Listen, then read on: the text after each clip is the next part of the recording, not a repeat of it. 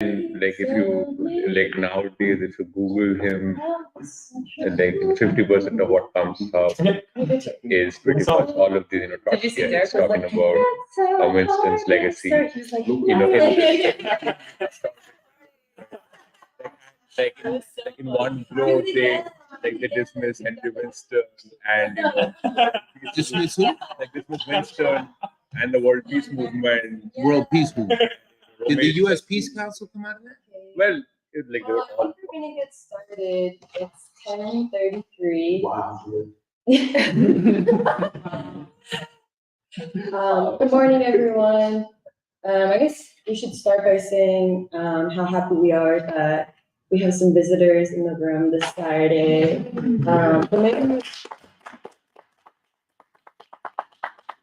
Maybe you guys can first introduce yourselves. You go first. Yeah, I'm Daniel Gutierrez. It's my second time at the preschool. I met a lot of the folks in this room at the Henry Winston Symposium a few weeks back, and it was just such a great experience. So it's really great to be among a vibrant intellectual group of people fighting on the side of humanity. So that's it. Yeah. Okay. My name is Danny Shaw. I'm from Brockton, Massachusetts, the Cape Verdean epicenter, really outside of Lisboa, the colonial metropolis. I grew up with all Cape Verdeans. Ended up coming to New York City in '96. I've been an anti-imperialist since I first went to Cuba in '94. I've been an international affairs analyst with Telesur and RT and all different anti-imperialist networks throughout the world. So this moment in Palestine, just at a spiritual, moral level, who are we as a humanity? So it's beautiful to be here. And this man right here, this is the comrade, this is the big brother. So much respect to him. Now y'all can clap.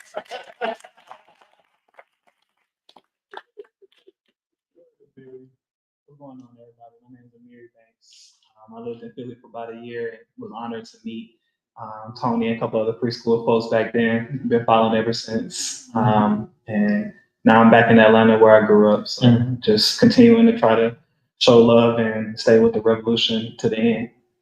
Yeah. Well, I think we're gonna first start. Doc's gonna start with a discussion around the Saturday Free School on the cusp of the year of James Baldwin, in particular in the middle of a deepening political crisis in the United States. And then after that discussion, we'll talk about this article or opinion piece that Robert Kagan in the Washington Post wrote. And then with time, we'll read some poems in dedication to the professor and poet who recently was assassinated by Israel. So I think, aren't we going to participate in Susan Abu Hawwa's live stream tribute to him? yeah. Yes, that's after free school, 2:00. Okay, well, good morning, everybody. It's good to be here. And, I want to first start with what is apparent to the world, that for the first time in America's history, it is facing a crisis the magnitude of which is so profound that it looks almost existential for the ruling class of this country.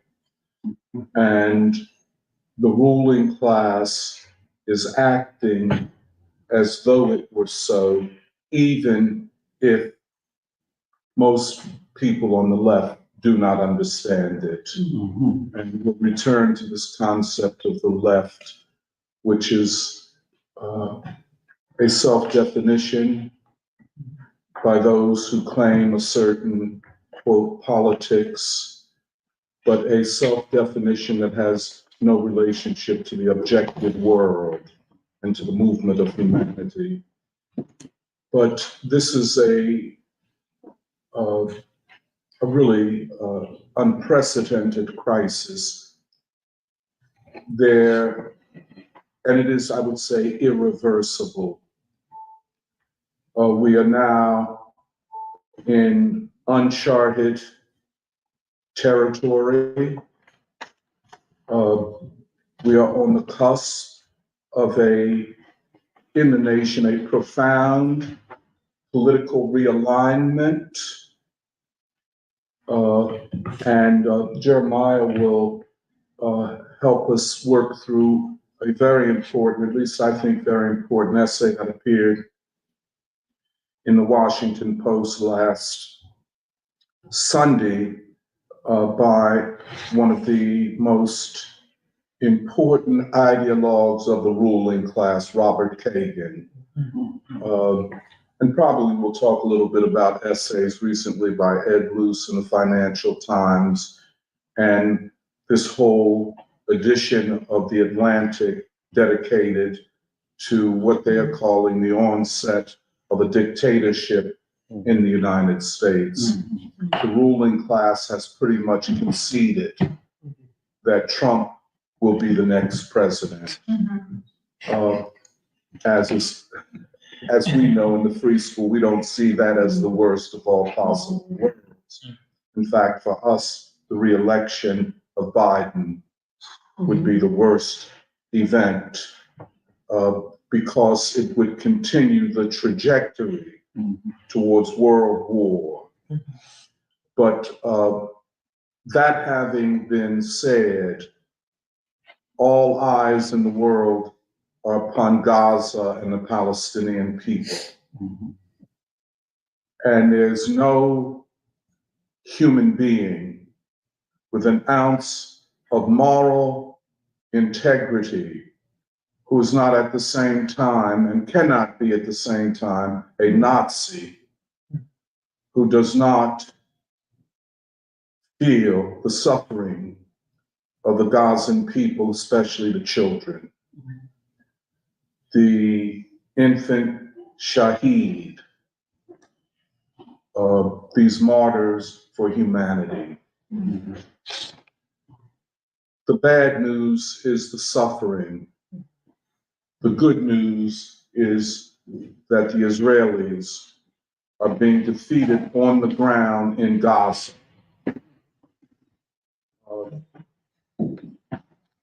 The tactics of asymmetric warfare, dating back, of course, to the Chinese Revolution and Mao's concept of People's War, further implemented in Korea by the forces led by Kim Il-sung. And then, of course, probably the best known of these forms of warfare, the Vietnamese people, who defeated the most powerful military on the planet at that time. And they did defeat them. The United States did not just withdraw, they were defeated. And it was an ignominious defeat, I'll put it that way. The world, and we might say, perhaps we can say, that the world after October 7th suddenly became a different world, politically.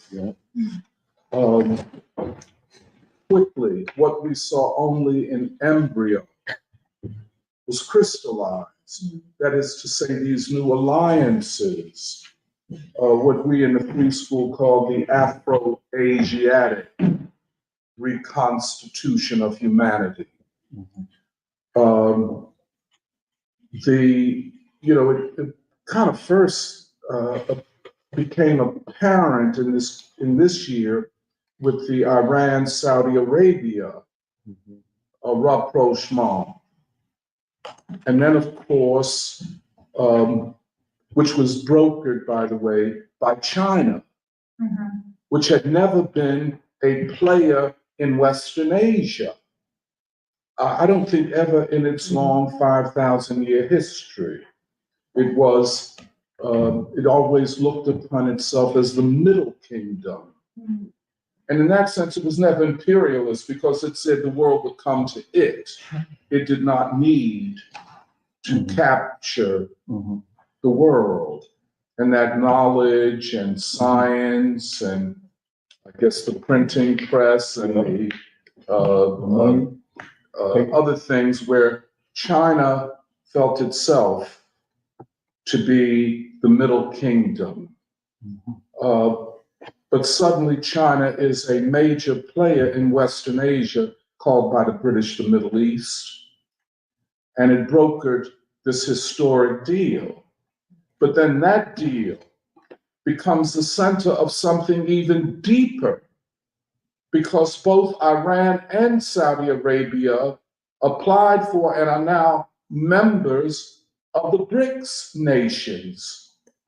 And I think both are applying for membership. I think Iran might already be a member. I think Saudi Arabia is applying for membership in the Shanghai Cooperation Organization. I believe that both nations are part of China's Belt and Road Initiative, which links the world, not through necessarily maritime, but through land, rails, and roads and infrastructure, a new Silk Road. In the modern period, the meaning of this is attempted to be trivialized by Western politicians and think tanks, while at the same time quivering in their boots, recognizing what all of this means. A new world economy centered upon China and Asia, not upon the United States and Europe. But then this thing of Vladimir Putin, just this week, traveling to the UAE, the United Arab Emirates, and Saudi Arabia, and being received in the most spectacular manner, where neither Biden nor Kamala Harris or Blinken or any of them would be welcomed. But this is so important because it's, as I always thought, to look at Russia as anything but an Asian nation would be to misconceive it. It is an Asian nation. All you have to do is go there. When I was there, when it was the Soviet Union, it is more Asian than European. They say a Eurasian nation, but it's Asian. In fact, the Russian language is a combination of Asian and not European so much as Eastern European languages. That's what we mean when we talk about the Slavic language groups. But Russia as an Asian nation, bound strategically to China, the major Asian economic and military power, but then bound to Iran and North Korea. Well, like they say, it's a beautiful thing. Or as they say in Philadelphia, it's a beautiful thing. It's a beautiful thing to observe this transition. But then the alliance of Arab nations, but then augmented by the Organization of Islamic Cooperation, which met jointly condemning the United States and Israel. And then, of course, I guess I went too far, but Israel is losing on the ground in Gaza. It will lose if the war is widened. It cannot defeat Hezbollah, and it will not defeat Iran. And once Turkey is brought into it, you're looking at a combination of political and military forces perhaps never assembled in the Asiatic world. this is a phenomenal moment of realignment. People talk about a two-state solution. Yes, a two-state solution conditioned upon Yes. three things. One, a two-state solution based upon the borders that existed before the so-called Six-Day War in 1967. That is an uncompromisable position. The second thing is the demilitarization of Israel and the denazification of Israel. And I think we cannot say anything other than that the Israeli regime is a Nazi regime, that it is carrying out genocide, targeting civilians in Gaza and targeting especially children and women. Only Nazis do this. And again, as you know, we've said here in the free school, Nazism is not genetically, ethnically, or religiously coded. So in other words, you can be a Jew, a Zionist, whose family was victimized in the Jewish Holocaust by the Nazis, and yourself become a Nazi. Right. They are not immune to it. And we see it in full manifestation. And any Jew that at this late date wants to apologize for this has to be called out and is being called out by Jewish people. And let me tell you all something. I guess I said it before. You know, I had, given up on American Jews, on white Jews. I'd given up on them. Even though being in the Communist Party, I was mentored by Jewish revolutionaries. I've told this story before. Here in Philadelphia, every year, under the leadership of two, I think, Ukrainian Jews, Dave and Sarah Milgram, very short and very steeled revolutionaries. Every year here in Philly, we would celebrate the Warsaw Ghetto Uprising of 1944. My education in the history of Jewish people came from Jewish communists. However, the Jewish people were captured by a Zionist, oligarchic, pro-imperialist leadership. Ruthless. I had no idea of how ruthless they were towards their own people.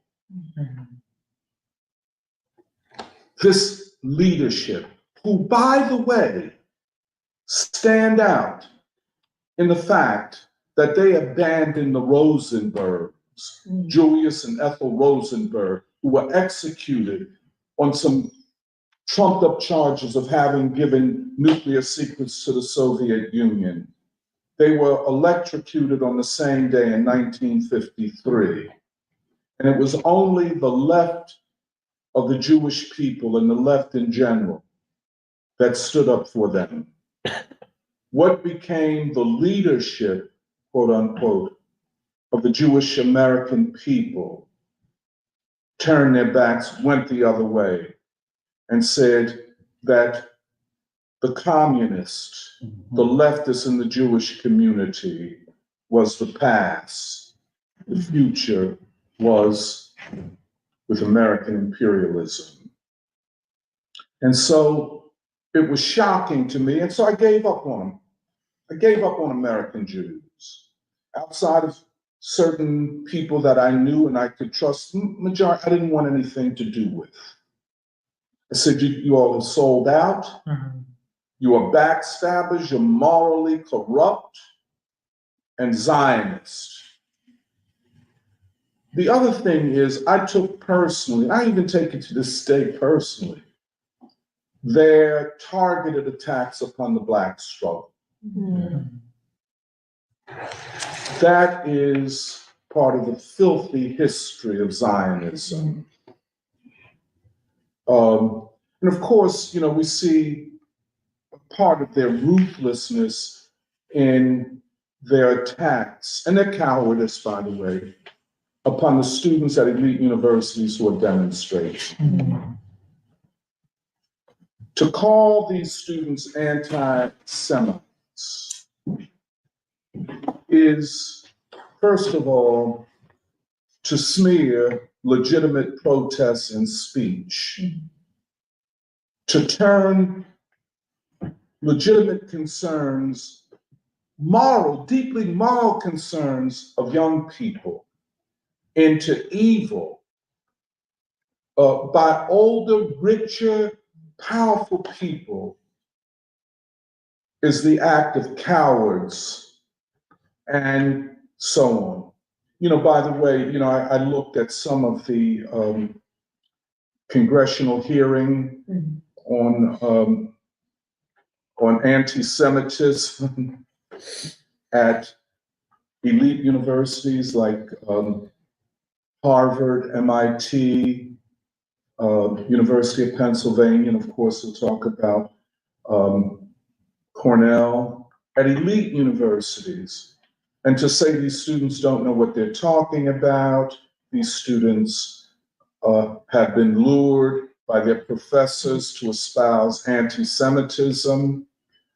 But then, no sooner than they get those words out of their mouths, here come Jewish Voices for Peace, saying we are Jews, and you are Zionists, and we, in the name of the Jewish religion, and the politics of humanity, separate ourselves from the American Jewish Congress, the ADL, and interestingly, a lot of people don't know this, the Southern Poverty Law Firm, which is not about poverty or the South or any of that. It's a Zionist front. You know? And now they are exposed. And the other thing, which is, I'm talking a little too much, the interesting thing is the Hasidic Jews. Yeah. I don't know if many people are familiar with them. You know, they look different, and they are different. They are a sect within Judaism that emerges in Eastern Europe, Ukraine and Poland, maybe 200 years ago. And they are Jews of the Torah. They are religious Jews and not Zionists. Zionism is not a religious movement. And so for the Zionists to claim that Israel is a Jewish state, in other words, a state guided by the Torah, is an insult to the religion of Judaism. And that's the way the Hasidim are taking it. And they have come forward shouting in demonstrations the slogan, "From the river to the sea, Palestine will be free." I mean, really. And they fit in Brooklyn. I mean, they fit. And they're highly organized and disciplined and so on. And they're in the forefront of the struggle, along with Jewish Voices for Peace, Not in My Name. I mean, I'm just overwhelmed. Sometimes I'm to tears to see this, because I grieve what the Jewish people had become. And now they are reclaiming what they should be. And to reclaim that means what we're going to talk about, their return to Martin Luther King and the Black Freedom Movement. There is no reclaiming of American Jewry without Martin Luther King and the Black Freedom Movement. Of course, we could throw in there James Baldwin, the whole Black tradition. Politically and spiritually, right now, they're not strong enough. Too much has been lost over the last 60 years. You know, like Martin Luther King said, silence is betrayal. And what it does is leaves a deep wound. So all the Jews who were silent over all this time are so wounded that to heal as a people, first step, oppose the Zionist regime. But then to go forward, they have to return to the only consistently American hope, and that is the Black freedom movement. I'll come back to that. But with young Jews abandoning Biden, and with African Americans, you know, you take a city like Philadelphia, 40% of Black people identify themselves as Muslim. Now, whether or not everybody understands everything, or whether or not, you know, like they say, I'm a 5% Muslim, or I'm a Nation of Islam Muslim, or I'm a, you know, Sunni of this tradition out of Pakistan. I mean, we got them all here in Philadelphia, you know, and it's a very interesting thing, which at the same time is a judgment upon the failure of the Christian church, the Black Christian church. Because, you know, Black folks seek that spiritual grounding. You know, religion, and I'll get to that in a minute, plays a huge role. You anti-Christian, it's hard to be pro-Black. You know, you might say you are, but Black people ain't gonna trust you. Because you're disrespecting the narrative, the fundamental narrative of Black people. I don't care whether it's King or Baldwin, or for that matter, Du Bois. You know, they all understand this. We'll come back to that in a minute.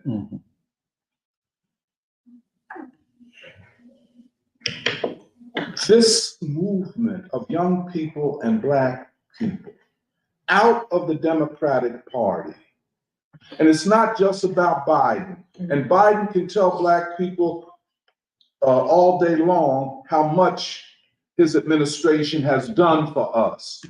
Look at the infrastructure. Y'all are working more than you ever worked before. Unemployment is lower, and we are doing all this for y'all. And Black people said, it's too little, too late, dog. We don't trust you.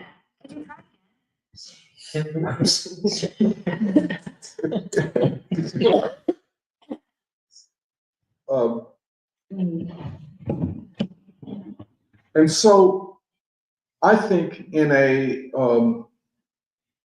conservative estimate, 30% of Black men will not vote for Biden. How many of them will vote for Trump? How many will vote for RFK? How many will not vote? However you look at it, 30% of them will not vote for Biden, which is a vote against war and austerity, against the ruling elite and like. And here's what we have to understand and be able to do what they call real politics. Real politics, ain't no bullshit politics. The real deal. Trump is, whether he wants it completely or not, the vessel of opposition of tens of millions, if not 100 million Americans who see him and will push him to a further confrontation with the ruling elite of this country. Hence, the 2024 election is a referendum on whether or not the ruling class can rule and whether or not the people are prepared to accept their rule. Gramsci said the old is dying and the new cannot yet be born. Well, I think we can say today the old is dying and the new is being born. And so I guess, I'm going to talk about the free school. I was just saying to Emily and Serafina that I cannot think of the free school without thinking of King. I don't know that there's any organization or institution in this country, maybe in this world, that is so shaped by Martin Luther King as is the free school. And until this becomes a more generalized movement, the recapture, the regrounding of our movement in King and the Third American Revolution, it will be difficult to go forward. I want to explain that further, but only to say that no less a revolutionary than Henry Winston and the book Strategy for a Black Agenda was a defense of the Black freedom movement. And Martin Luther King. He saw what few others saw, and it created, I have to tell you, I think you guys might find this interesting, it created a tension within the Communist Party. It really did. There were those who said, I said this many times, who said, well, why didn't he name his book Strategy for a Class Agenda? You know what I'm saying? That would have been easy because you wouldn't have said anything new or different. You would not have spoken to the American situation. You see what I'm saying? You may have been speaking to something that looked kind of like America, but had missed the essential quality of the American revolutionary trajectory. You see? Let me just say something about that. Having kind of lived through some of this, and then having reflected, not understanding it all at the time. You know what I'm saying? I'm around these experienced and committed revolutionaries, many of whom had done serious time in the penitentiary. Of course, Winston had lost his sight, and then he continued to fight, etc. So I'm young boy, and I was always raised to be polite and respect my elders. So I'm not going to stand up, well, you don't know what you're talking about. I accepted, not only because they were my elders, but because they showed to me what I had never seen, what a revolutionary that had a long-term vision looked like. Yeah. And how you stand in the long game. I saw it. Went to prison, came out of prison. Ain't nothing changed. I lost my sight and I still got my vision. Let's fight. Let's keep it on. But the tension was over whether the struggle was, quote, race, which was not the way Winston then articulated, or whether it was, quote, class. Another way to put it, because there is a default position even up to this day within the left, especially whites in the left, that class is another way of talking about white. You see what I'm saying? Oh, I believe in the class struggle. That's another way of a person saying, well, the majority of the working class is white. So the class struggle is a white thing, more or less. That's the default position. It's inescapable. But the center of gravity of the American movement of class and national liberation, the center of gravity has always been the Black freedom movement. That's what Du Bois discovers in Black Reconstruction. It articulates the class struggle under American conditions. It is not Karl Marx studying the factory system in England, or the class struggle in France, or the peasant movement in Germany. All good. But it's a form of what is called misplaced concreteness. To take that and try to superimpose it on this. You see what I'm saying?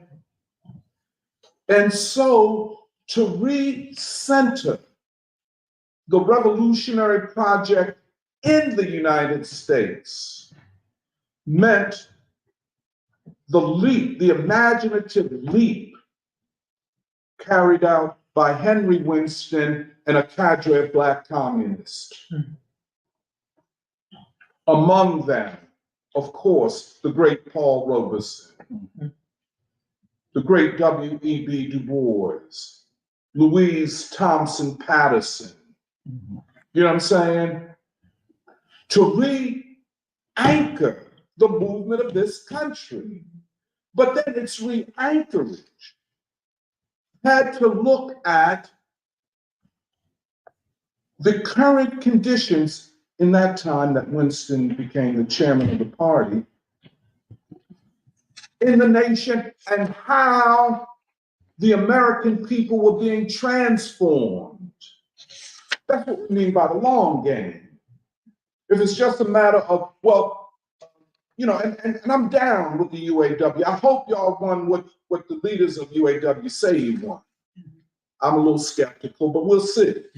I'm down with UPS. Y'all, hey, still got the two-tier wage system, which is a threat to all of the workers. But I hope you won what you say you won. But even if you got everything that you wanted, it is still not sufficient. So, as many social democrats and recent discoverers of the working class, by which they mean the white worker, you know, with some Black people on the sideline to go along with us, you know. Even if all of that is won, it is not enough. We will remain in the narrow tunnel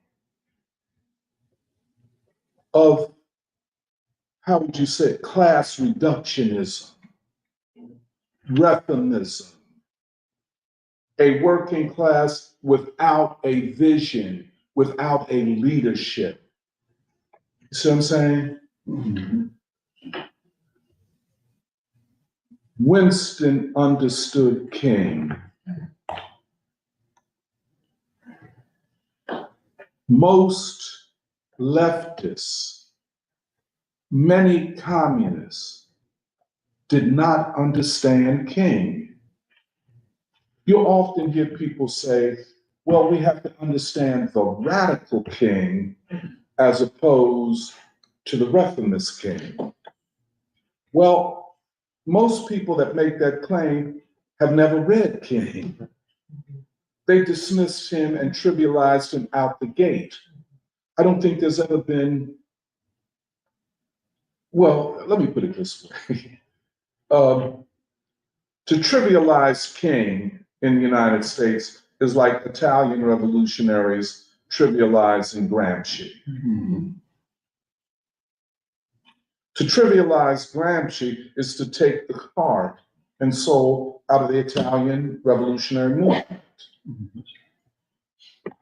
To trivialize King as a reformist and an anti-revolutionary and an assimilationist, as the Afrocentrists have done, I want to talk about that, is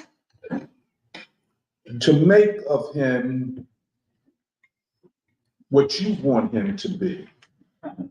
Now, let me just talk a little bit, because there are these two sides, the quote unquote class struggle camp, which, you know, they have to, it's almost a joke to be around some of these people. You know, we are upholding the class struggle. Really? I don't think so, Money. I really don't think so. You upholding what you believe in. There is no objective criteria for that belief. There's nothing objective. It's subjective. This is the class. Well, why is it the class struggle? Because I'm in DSA, or I'm in PSL, or I'm a Trotskyite, you know, or I'm something like that, you know. And I've read Karl Marx, and I went to college, and therefore I am, you know, able to make that judgment. But you don't understand what the class struggle is. It is not the trade union struggle. It is not an economic thing primarily. And so Winston understood Martin Luther King, and that the Southern freedom movement propelled the working class forward and was the most important movement since the organization of the unorganized in the 1930s, and it went beyond that, by the way, of breaking down the barriers of discrimination against Black and non-white workers in the working class. You know, an example is in the 1970s when Black workers took the US Steel, United States Steel, the largest steel producer in the country at the time, and the United States Steel workers to court for discrimination against Black workers. And it was true.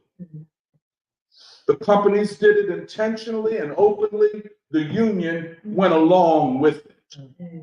Where Black workers were disproportionately in the hardest, heaviest, dirtiest, most dangerous jobs in the steel industry and could not move up the ladder.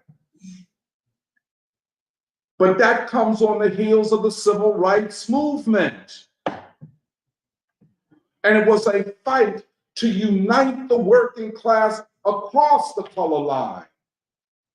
But even if that were all that it did, there was the other thing, that there had never been such a period of organizing workers in the South as in the period of the Southern Freedom Movement. Not spoken of by many of the historians of the labor movement in the United States, except Philip Foner.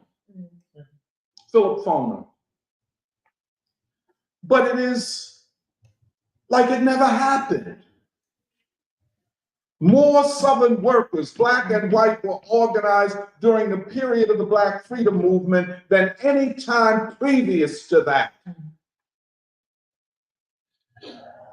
So here we're beginning to understand what the grounding and anchorage of the class struggle is. It is not what you think it is. It is this movement that said, in freeing working people, we will remake the nation. And this is the great Martin Luther King. I'll just say it. So I don't know how even to think about the Saturday Free School without situating ourselves within the ideas of Martin Luther King and the Black Freedom Movement. We are revolutionaries because we uphold and defend the Third American Revolution.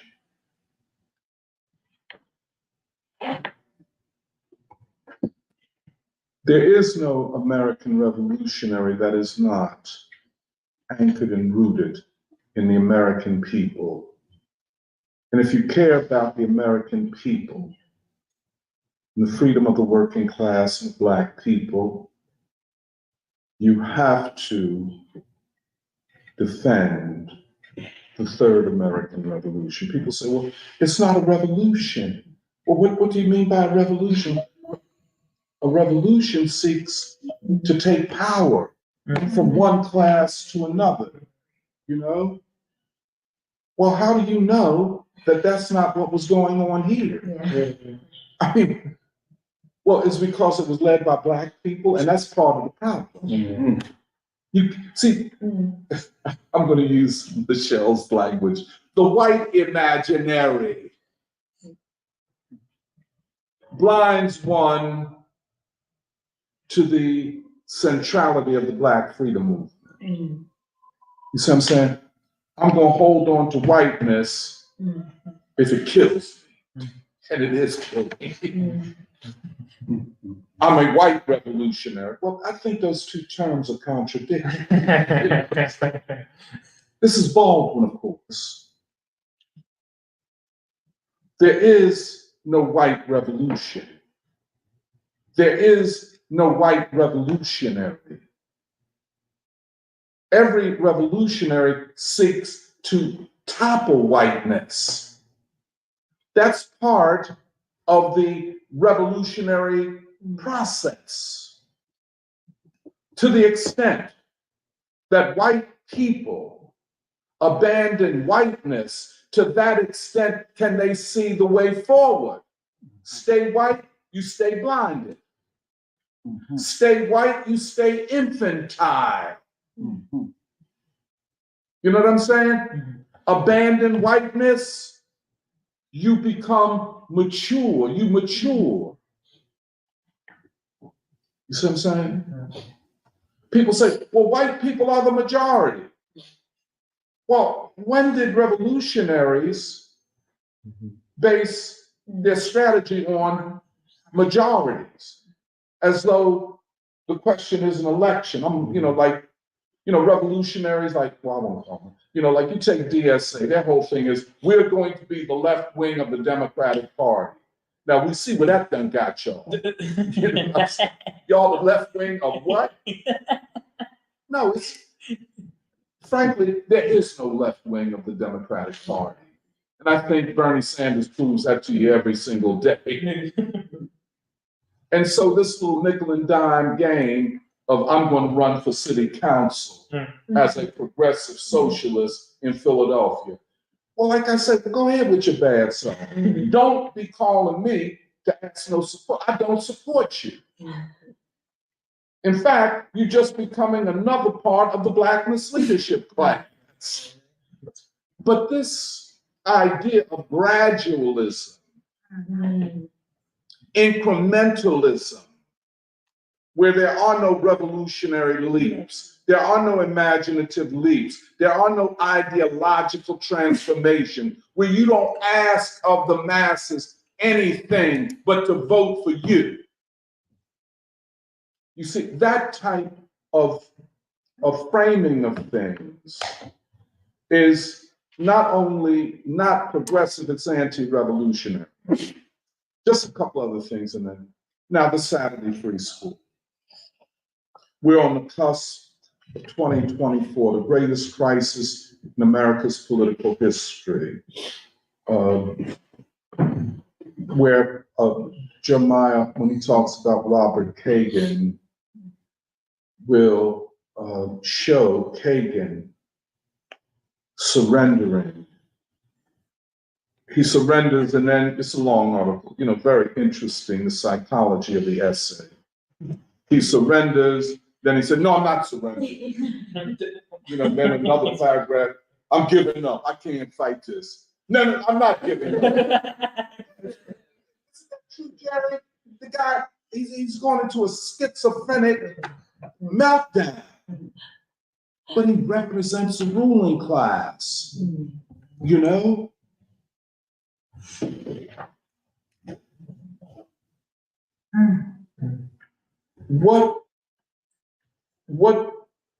so, pardon me. So we in the free school look at the next year, not afraid, but with confidence that a new world is coming into being. The great moment of demonstrations, and this is a great moment. By the way, the American people are more anti-war now. You've heard me say this. The American people are more anti-war than they were at the height of the anti-Vietnam War protests. The American people have literally said, we ain't gonna study war no more. Mm-hmm. One poll showed that 70% of the people said that they would not join the American military to fight for, quote, their country.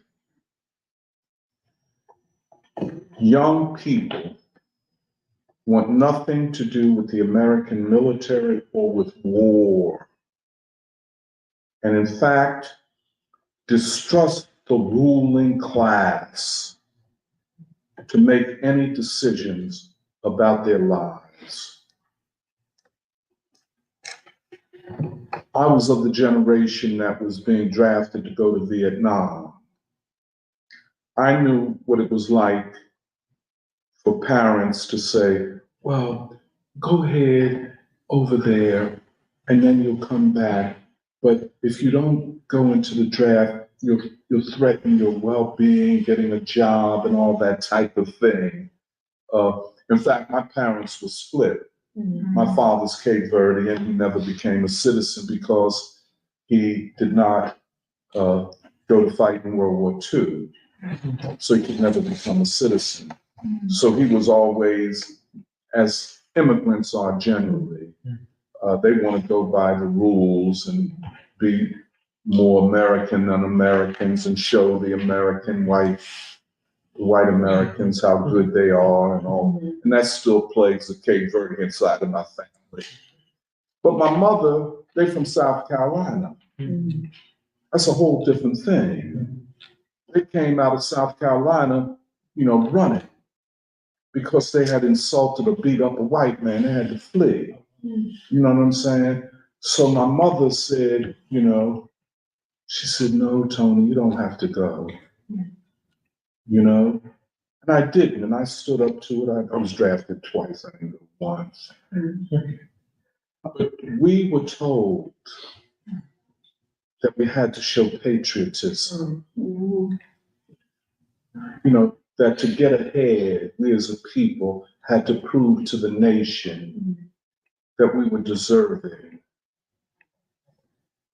of it. Mm-hmm. So I'm saying that's the way we used to think a lot, that we were deserving of white people, not the opposite. Well, Baldwin changed all that. Baldwin changed it. He demolished that thinking.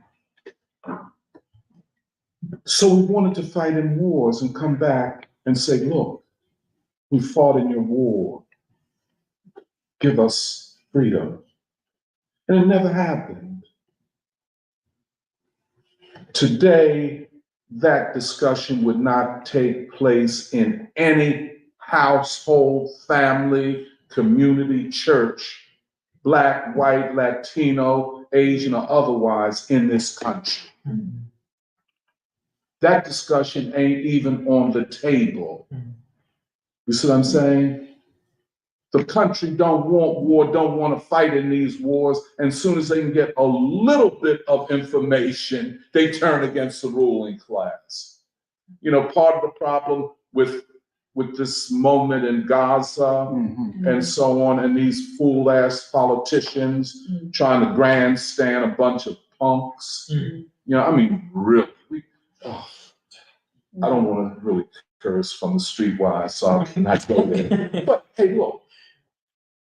Oh, we want to give Israel all that they need. Oh, really? Oh, we want war with Iran. For real? Be careful what you wish for, punk. You understand? And I just want to say, the character of the ruling class has changed. When a ruling class loses its grip, you see a bunch of punk ass motherfuckers. That's all they are. You know, interesting thing, the American people are not afraid of them like they were. You know what I'm saying? You know, it's just like a cat that's been around the neighborhood, he done bullied everybody. In fact, I was talking to you when we was talking about Monk last Saturday. I was talking to one of my neighbors. You know, Monk became one of the most vicious drug dealers in our neighborhood. So I was talking to one of my long-term neighbors this morning. Hey, yeah. And he said, yeah, man, Monk tried to kill me, he put out a hit on me. I said, Monk put a hit out on you? What? But I'm just saying, Monk was a bully. He was a hell of a drug dealer, but he was a bully and a killer. They murdered people in my neighborhood. So I'm saying, what happens when the bully can't intimidate people no more? When the ordinary person says, well, hey, man, used to take my lunch money.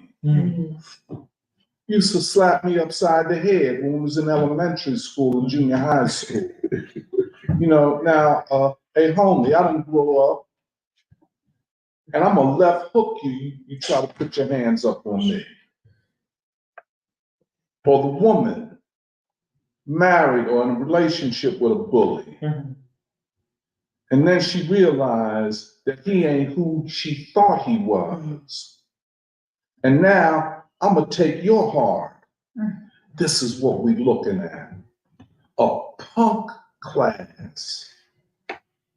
The character of this ruling class who at one time could threaten nations like the Congo and say, if your leader Patrice Lumumba don't act like we want him to act, we'll kill him. You know?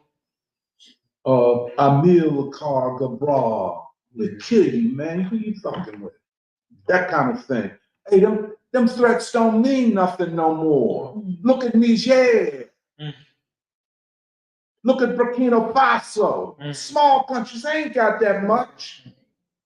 They say, but look, if we ain't got nothing, we got our heart. And if you come up in here, hands will be thrown. We're gonna fight you. This is all over the world. And in this country, don't nobody fear American imperialism. Erdogan of Turkey said, look at here, Israel threatened us with nuclear weapons. We got a partner named Pakistan. They got them, and they'll give them to us to use on you. So don't even come here with that. I mean, it's really, it done got down to that. It's streetwise. And just like I listened to a lot. I said they trying to take somebody's turf. Yeah. Okay. Well, I'm taking my turf back. That's right. It's like that. And which of them is the gang? Sorry. Netanyahu is the gang. Yeah. I understand where you come from. Jumping and taking people's turf. That's right. And now I'm taking my turf back. And it's just like, the only thing is, I laugh sometimes when I listen to Alexander Mercurius and the Duran. And it's all good. I mean, he's geostrategic. He's real G. I mean, I love it. You know what I'm saying? But that ain't the whole story, Alexander. You know, you talking all that perfect British English, so nice and shit. Oh, and him and what's his name, Brian Burlett, they really got fucked up when Hamas made that move. Oh, they couldn't have moved because they think only up here. They don't think about the revolutionary forces on the ground, which can change the whole configuration. You understand? And then they said, oh, Hamas was down with the Muslim Brotherhood, and they never did, and they was killing people. And all that shit that Alexander Torres was talking about turned out to not be true. Like a friend of mine was over his crib, you know, and him and his old lady was saying, well, dig, man, but we have to condemn what Hamas did. I said, well, what did Hamas do? Well, you know what? I said, no, I don't, and you don't either. You know what the Israelis and American media said they did. You don't know what they did. Come to find out, what they did was take down the Israeli military, the Golani brigades. Them motherfuckers sitting right, I don't mean to get into it, right outside the strip, heavily armed. Hamas stepped to them and they ran. Yeah. Okay, now, the free school.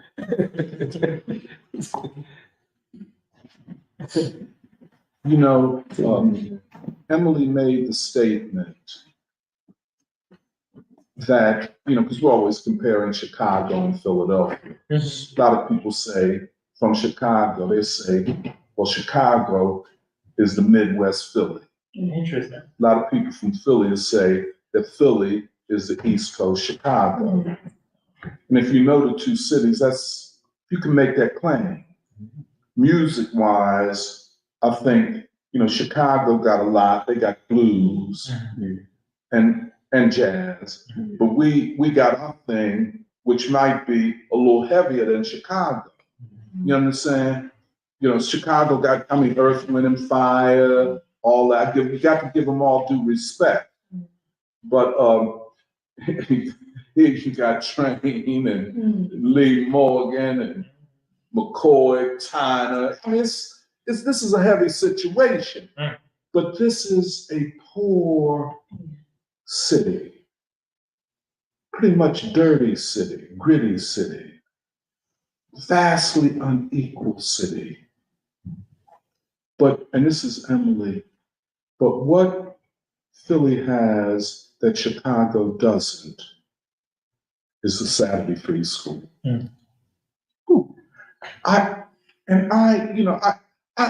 telling you, I have to be, people tell me, adopt your, I said, first of all, they're not my students. And I'm saying, old heads, stop, you don't have to call me no doc, call me what you always did, Tony. You know what I'm saying? They call me doc, I try to get them with the, oh, I'm bound to that. But these are not my students. I'm involved in a collective. What we have in Chicago doesn't, Cleveland doesn't, New York definitely doesn't, is a Saturday free school. That now going on 12 years has impacted ideological relationships in this city. I could see the difference over these years because I've been here all my life. I knew at some point that the proponents of identity politics and fake revolution were going to push back against us, and they did. Always tried to trivialize us. I said to one cat, who called me, wanted to know about our year of Baldwin and how he could become a part of it. And forgive me if I was not being polite enough, but I said, well, first of all, for me to have a relationship with you, I got to trust you. And you have done things to build distrust starting with the fact that you asked me to meet with you about doing something in the school district.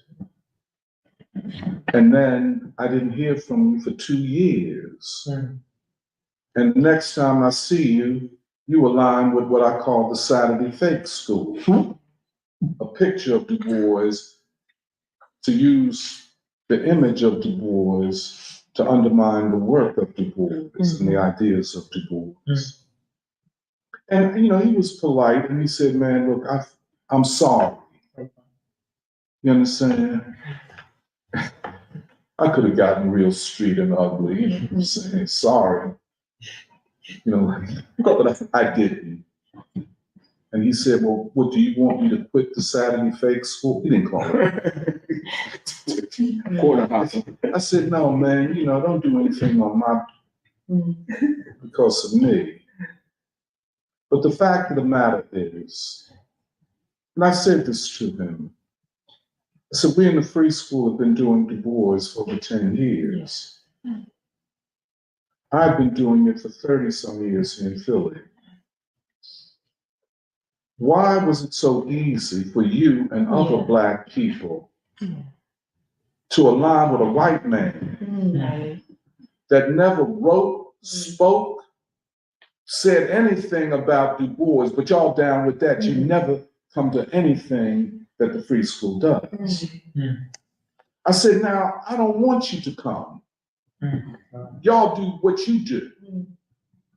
But don't come to me about the year of Baldwin, which are alliances based upon trust, not transactions. We're not looking for anything from the school board. We don't need funding. You know, we're not doing that. But to us and for us, trust is everything. This brings us to how we approach this year. We decided in our planning group, and the planning is going forward, I think, quite well. We're still working on the vision statement, which has to be calibrated in a certain way to account for both the crisis and the way forward, and how Baldwin is central to the way forward. You know, but the year of Baldwin will not be a city council resolution, as was the case with the year of Du Bois. We don't want to be entangled with the politicians and the political structure of this city, which has deteriorated and become morally more corrupt since 2018. Because we want to be able to say we don't support Joe Biden. And we don't want y'all coming back to us. Well, we didn't support you, so you could take a political. No, we're taking a political stance because Baldwin, a revolutionary, took a political stance. So we're going to the grassroots. The other thing is to place Baldwin as a person speaking to the current and contemporary crisis of the United States, especially his concept of America being the last white nation. What is the significance and meaning of that? Or his idea of achieving our nation. What did he mean? And no sooner than we go to Baldwin, we go to who might be his intellectual and spiritual mentor, Martin Luther King Jr. We are right. And I think in this year, Baldwin, we have to say it over and over and over again. That Martin Luther King is the father of a new nation. It's not a hard conclusion to arrive at. Martin Luther King is the father of a new nation. Martin Luther King is as important, if not more so, than Thomas Jefferson or Abraham Lincoln. You just study it. And so the free school, I often feel like saying to people, let me reintroduce myself, if you don't mind. Like Jay-Z, put some respect on our name. But for those who don't know and did not want to know, who thought we would disappear in the helter and skelter of all this bullshit, politic and shit, we're still here. Yeah. We're still here. And not only do we still hold our same values, but we hold them more strongly. We're more confident in the values that we hold. For a lot of people that don't know, we've always stood up for revolutionary synthesis, a synthesis that made central to everything of knowledge, of philosophy, of epistemology, politics, the Black freedom movement, that we believe that the nation needs a cultural revolution away from the culture of materiality, music to make money, art to be paid for. We uphold the music of the Black freedom movement, including its manifestations in jazz and avant-garde jazz, and in the great rhythm and blues movement, by the way, which I trace from 1960. We talk about rhythm and blues. That music is qualitatively different than most of our music that preceded it, while based in it. So we want a cultural revolution. We want, in this year of Baldwin, the American people to understand completely what whiteness is as an instrument of class oppression and class disunity. This is what we come to the people with. And I think it's a winning recipe. If y'all don't mind, could I just play something by Martin Luther King? Yeah. This is part of this is a part of a larger sermon that he gave. It was probably his most delivered sermon. This one, the one I like most, and this is an excerpt from this. I don't know why I like it most, but I do like it most. This is the one given at Yale University in 1962. He gave it mainly as a sermon or sermons in a church.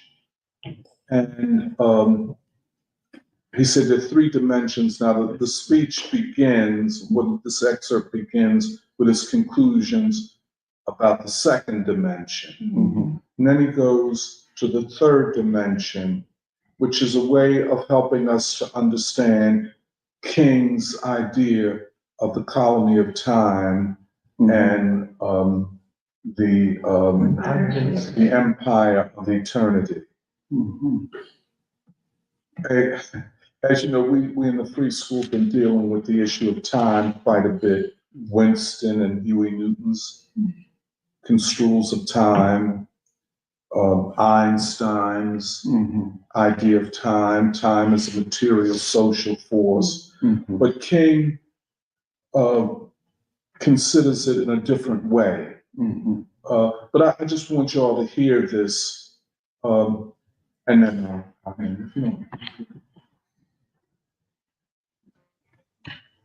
all I am saying is simply this: all life is interrelated. We are caught in an inescapable network of mutuality, tied in a single garment of destiny. Whatever affects one directly, it affects all indirectly. John Donne placed it in graphic terms. No man is an island entire of itself. Every man is a piece of the continent, a part of the main. He goes on toward the end to say, any man's death diminishes me because I am involved in mankind. Therefore never sin to know for whom the bell tolls. It tolls for thee. The recognition of this is a mastery of the dimension of breath. That is a final dimension. Many people never get beyond these first two dimensions, so they seek to live life without a sky. If life is to be complete, I would suggest that the individual must rise up beyond his self-interest, even beyond humanity, discover the eternal God whose purpose changes not. Now I know that some people have neglected this third dimension for honest intellectual reasons. They have looked out and noticed the problem of evil. They've looked out and noticed that's something that the poet Keats calls the giant agony of the world. So they began to ask, if that is a good God, a loving God who is at the same time all-powerful, why does he allow evil of this nature to exist in the universe? Others have noticed the church, an organized religion.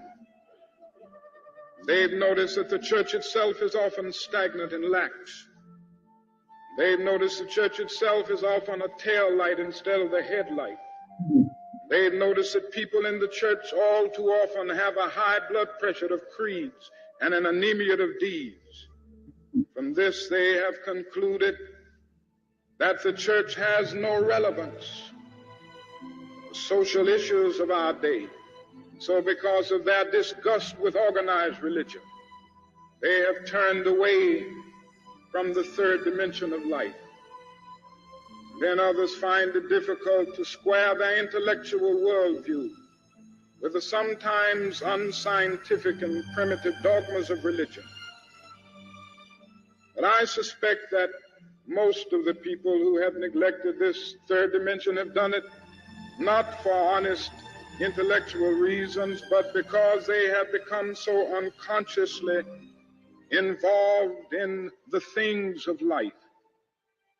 So they've ended up living on the plane of secularism and materialism unconsciously. But in spite of our theoretical denials, we continue to have spiritual experiences that cannot be explained in materialistic terms. In spite of our doubts, we continue to feel another order impinging upon us. In spite of our inordinate worship of things, ever and again something comes to remind us that lasting and eternal things of reality are never seen. So we go out at night and look up at the beautiful stars as they bedeck the heavens like swinging lanterns of eternity, and for the moment we feel that we see all. Then something comes to remind us that we can never see the law of gravitation that holds them there. We come into this beautiful chapel. We walk around this campus with all of its beautiful buildings and significant architecture, and for the moment we think we see all, but then something comes to remind us. We can never see the mind of the architect who drew the blueprint. We can never see the love and the faith and the hope of the individuals who made these buildings possible. Well, you look here this morning, and I'm sure you're saying, I see Martin Luther King, and I guess I'm saying, I see you. I say to you, you only see my body. You only see the external manifestation of me. You can never see my mind. You can never see my personality. You can never see the me that makes me me. Everything that we see is a shadow cast by that which we do not see. And so maybe Plato was right. The visible is a shadow cast by the invisible. So even though we can't see God, it is still possible that God is in this universe. And so all of our new developments banish God neither from the microcosmic compass of the atom, nor from the vast, unfathomable ranges of interstellar space, living in a universe in which we are forced to measure stellar distance in light years, confronted with the illimitable expanse of the solar system, in which stars are 500 million miles from the Earth, in which the ages of planets are reckoned in terms of billions of years, and heavenly bodies travel at incredible speed. Modern man is forced to cry out with the psalmist of old, "When I behold the heavens, the work of thy hands, the moon and the stars, and all that thou hast created. What is man that thou art mindful of him, and the Son of Man that thou remembereth him?" And so may it not be that St. Augustine was right. We were made for God. We will be restless until we find rest in him. So this dimension gives us a bit of faith in the future. It gives us a sense of cosmic companionship as we struggle to grapple with the problems of life and the problems of the universe. At times, people have said that the struggle taking place in the South and the individuals involved in the movement have developed a sort of spiritual movement. I don't think they are talking about religion in the negative sense or a meaningless religion, but I think it is a spiritual movement in the sense that the participants, by and large, have faith in the future, and the participants somehow feel that in the struggle for that which is right, in the struggle for justice, that is cosmic companionship. Those students have developed a marvelous little song. It goes something like this: "We shall overcome, we shall overcome. Deep in my heart, I do believe we shall overcome."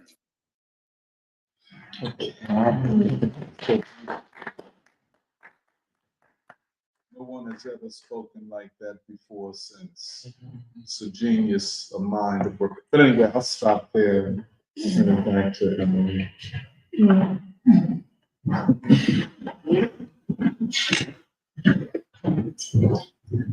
Maybe anybody wants to say anything. I'm always drawn because we're in a religious place and setting, all he said this morning is right. But the overallness of where my life evolved from in connecting with his speeches and connecting with his, it wasn't his demise and his loss when he was assassinated. That was a different, it was like a different concept of different kind of knowledge or concept what I was going to be exposed to. Because you can't arrange these kind of arrangements when you finding who you are, and then my religious life is open for the kind of order in life. So I'm listening, but my order in my life comes from those kind of like spiritual, a person that has a spirituality that they already, it was a part of their life already. Even if they was young, they was much more wise and older than the world that we don't even hardly know that world, because he was already arriving with a kind of place in his life. And I'm saying how my family respect me. He had families that respected him too. They might not have understood where he was headed to, but his kind of oratory power and his gracefulness, that he could still maintain this kind of balance in the world of vicious violence, not regular violence, vicious violence, because this is different for me for the violence, but the viciousness is something else. And he was putting his life on the line against this kind of vicious, not the violence, vicious violence, because that could be a distinctiveness about violence, because we was the people that brought our communities we came through violence, but we was walking through a viciousness of violence. If there's anything similar, it would be like if we watching in Palestine. Because he would be, totally, they wouldn't even know what to do with themselves. If they don't even listen to this kind of oratory. It's a serenity, but it's a powerful place that he's speaking from, and so that we know that it is a religious life that we incline to. It's a philosophical life I'm inclined to, but it's a religious life that gives you the space to explore and speak to, because it's manifesting the highest amount of things that we can only put in our lives for us to be acquainted with that little small measure, that we can give that little small measure, like Lincoln said, it's a small measure that we don't sacrifice, and it's the other part of us. It makes something sacred. My life is something sacred. When I ain't here, my life, serenity is already. It's like you spoke about Lincoln. I'll be reading Lincoln's Gettysburg just because I'm not a student without walking on those kind of. It's like a consecrated room. Like you can totally consecrate rooms. I'm not making this up, but it's like part of when somebody consecrates something, and then we can't take on this American Revolution. That's not the revolution that people are throwing bottles and cans and stuff. I'm not talking about that one. We're talking about consecration of when people don't even know what kind of civilization they're going to have. But I'm saying something like King. I'm like, putting it in my heart. Like King is trying to revive civilizations worldwide. He's not talking to just us. This is like a worldwide phenomenon, and we don't think that somebody else around the world is looking at Kings like, and it's like we are. We're not the only one, but we might be the voice right now. What this brings us to. So fear and stuff is something that we could be fearless, but we could be sensible too. You don't have to run out in front of the bullet. You just don't. You might not. It might not be our line of way of thinking and believing, because my sacred belief keeps me here. It keeps me endeared to somebody like King. I don't want to go out and attack people, but I don't want us to be attacked either. Yeah. I don't want us to be attacked, but it's our voice and our energies and our courage, to come forward and don't be fearful of somebody teaching and showing us something. Because we got a lot to still see and learn. Something from King. It's important for every kid in the world, child in the world. Then the people could rally around such things that we're listening to, and so that they can feel the same thing, so we can be a part of a new civilization, and not lose this. Don't lose this trail, and don't lose this road, and don't lose the march forward. Thank you. Thank you. Anybody else? Yeah, go ahead, Joe. Speak up a little bit. This society has been able to reduce marketing down to an emoji. What emoji? Yeah, that's what they really want. You can't. And I have to say for myself, when I listen to King, and I'm a student of the Bible, of the scriptures, both the Tanakh and the New Testament, and when Christ addresses man's humanity and what we owe to our fellow man. And that's the reason Martin Luther King was a friend. I use an analogy is that you can go to the supermarket and buy a box of Raisin Bran, and when you open it up, you find that they're worthless inside. And that's what America has done with Christianity. And I'm saying this from the point of view that I was put in a struggle, King and Mount. And when I looked at the history, of white Christianity, Eurocentric Christianity, I was determined that all hell would have to break loose for me to become a Christian. I hated Christianity. I hated everything that it represented because I was given the razor brand box. Christ on the inside, in the inside. And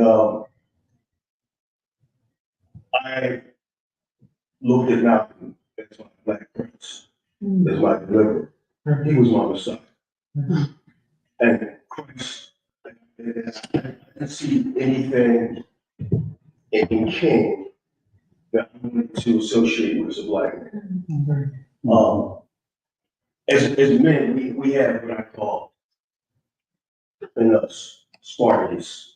And if you know Spartacus, men want to protect, they want to defend, especially defend the women, the children, and the offspring, and the community. And that was arrested for me. I was castrated as a man.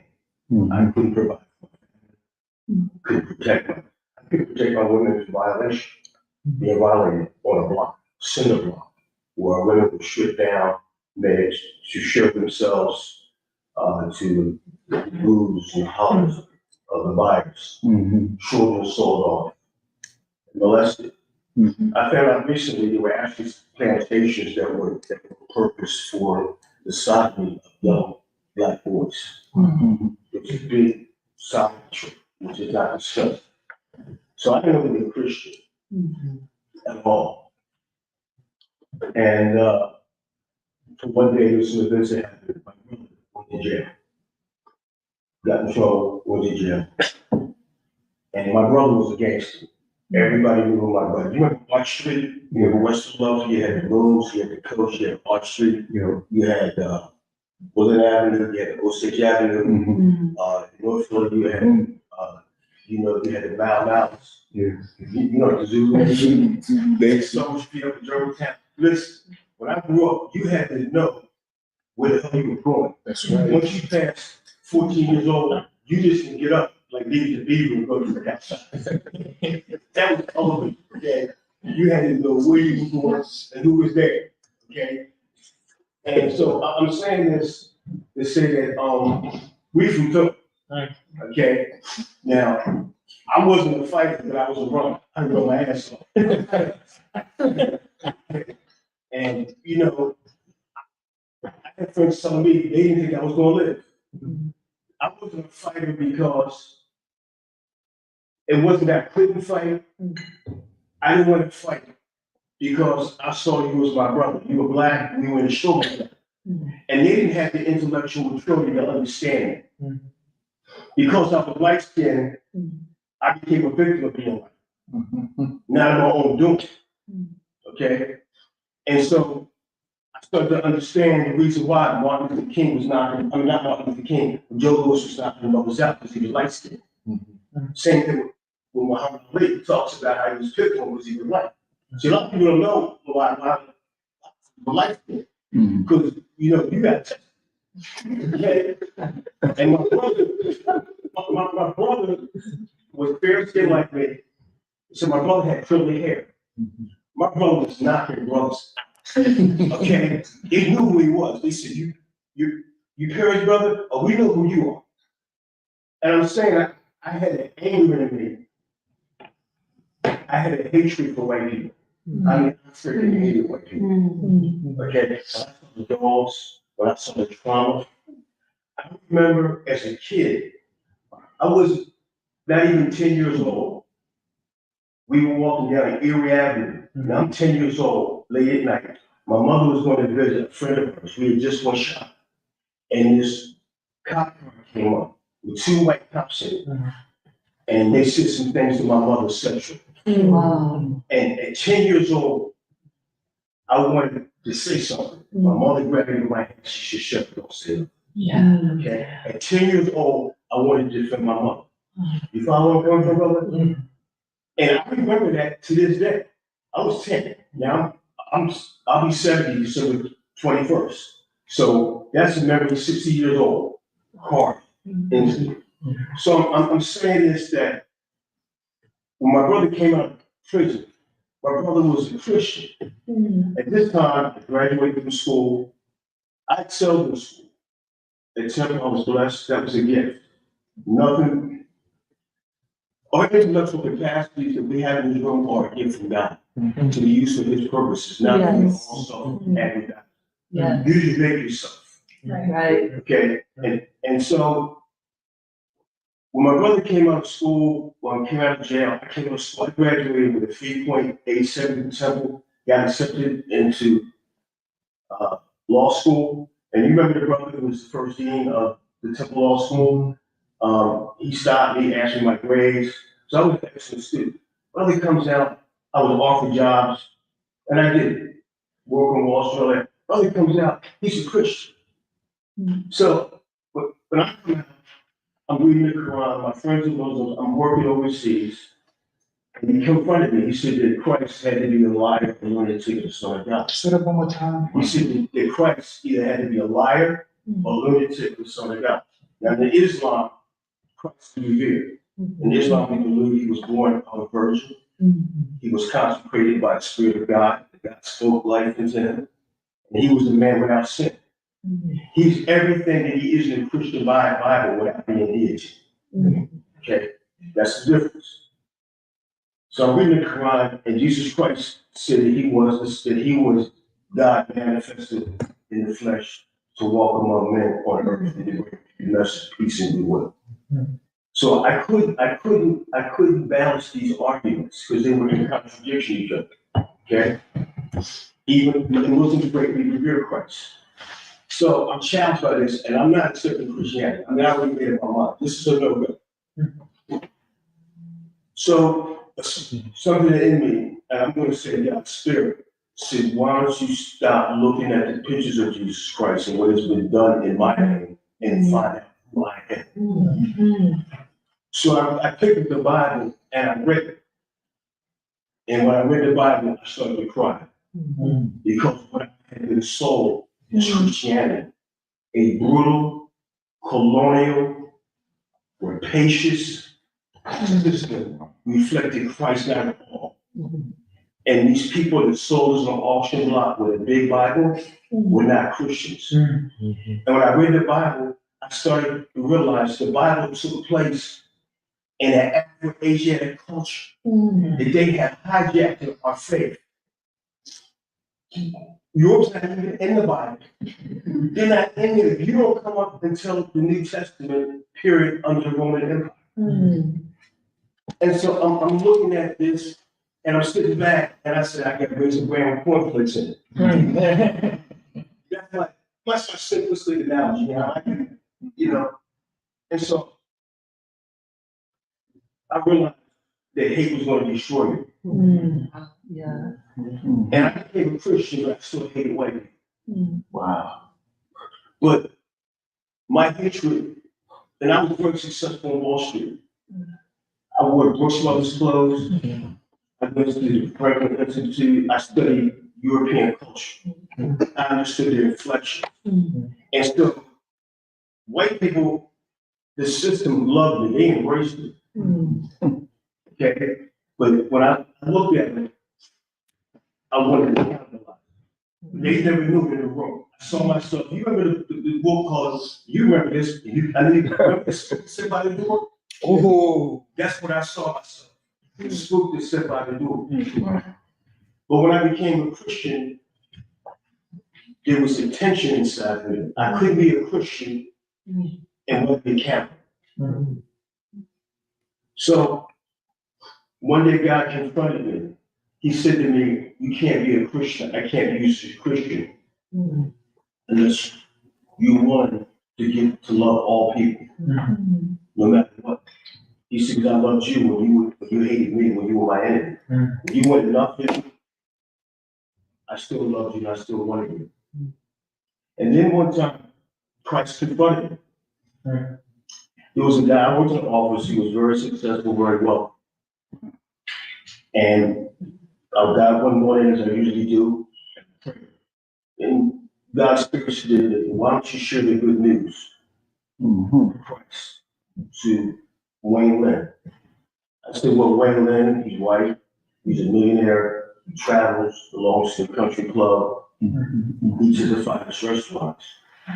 He said, no, that's not what we do want to share the gospel. You don't want to share the gospel with him because he's white. And I was going out my way, I would never share the gospel with white people because I wanted them to go there. I would share with an Asian brother, I would share with an Indian brother, an Arab brother, anybody. When I saw a white person, I was like this. Yo, I can't get it. He's not getting it for me. So I was confronted with that, and he said, no, you have to love all people. And that's when I started to become a human being. So I realized that hatred would destroy your humanity. So now, when I see a person in need, white, black, it doesn't matter. You know, I help anybody that's in need. And so, when I listen to King, King was given, it was the Christ story. When he talked about we belong to this cosmic universe in concert with it and not to ourselves. You made it an image of God. Okay, and white people took that from everybody. White Christianity took our humanity from us. They weren't Christians. They used Christianity to colonize the world. To say they were bringing the good news. And it is what we see today in today's Zionism.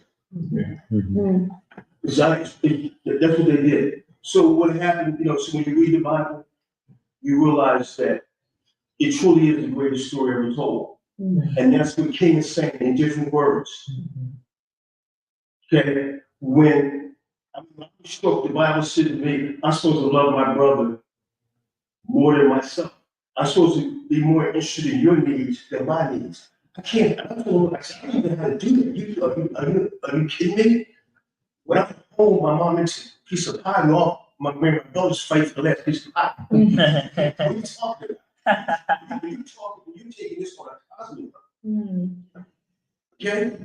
And so it changed. So you understand King? I hear the love of Christ being piped through his oratory gift. That gift was given him by God. This meeting you have right now, I didn't expect to hear that sermon. And so what I wanted to say is that if I had stayed in the system, I would have lost my humanity for materialism. You have to live for something more than what you can eat, what you can wear.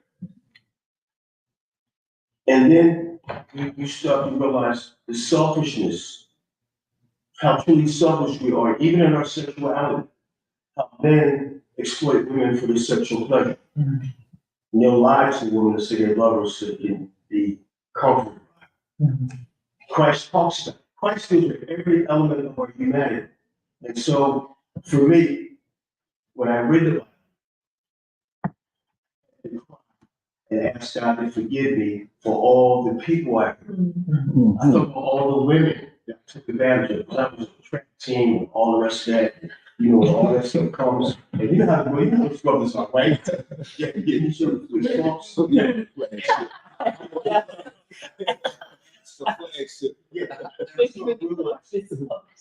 So realized what I had did to these women. And I had to ask myself this. That woman is somebody's mother, somebody's sister, somebody's daughter, somebody's niece, somebody's family. She's part of my humanity. If I destroy her, I destroy myself. Right. That's what Christ made me realize. She's not an object. She's not something to be hauled over, to be sold off. And so the humanity that I have right now for people is not me. It's what God has put in it and what God put it and Martin Luther King. And that's why they killed Martin. They had to kill Martin Luther King.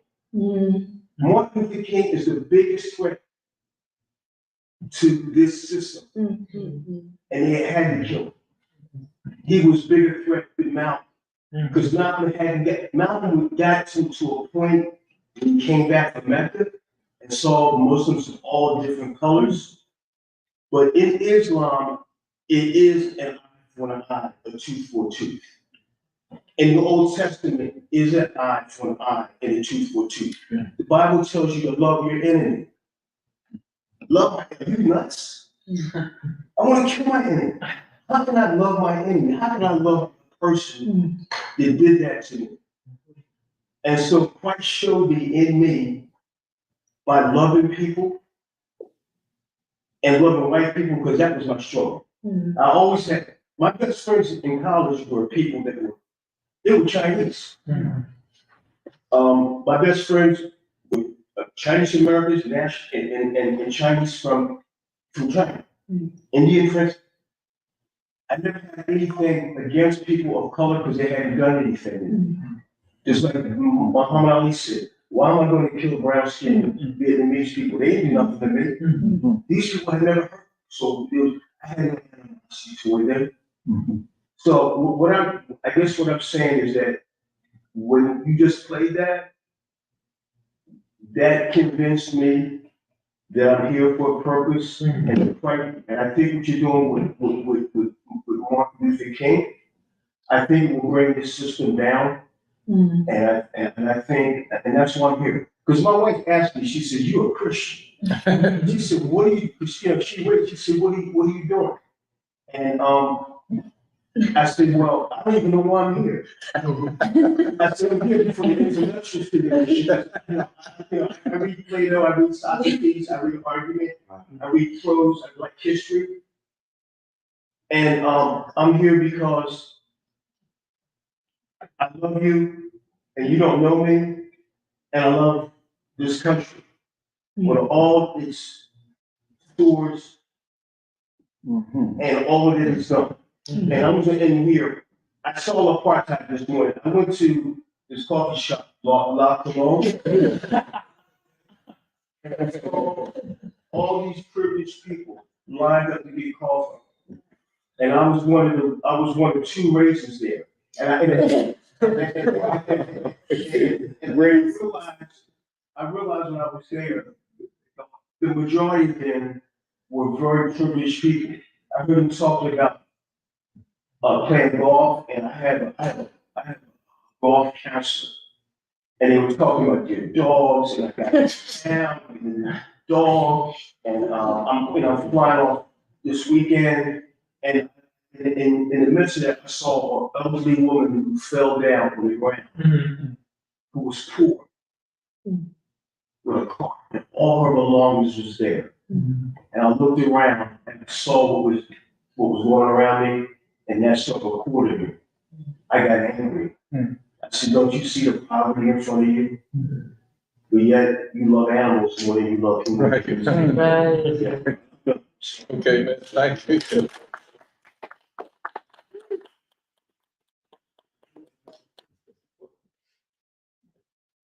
I think I do agree with you, Joseph. The King, I can't say that I'm a Christian. I'm one of those people that King spoke about, for whom organized religion was the greatest disappointment in my life, and even up to this day, I find very little that recommends organized religion in the churches to me.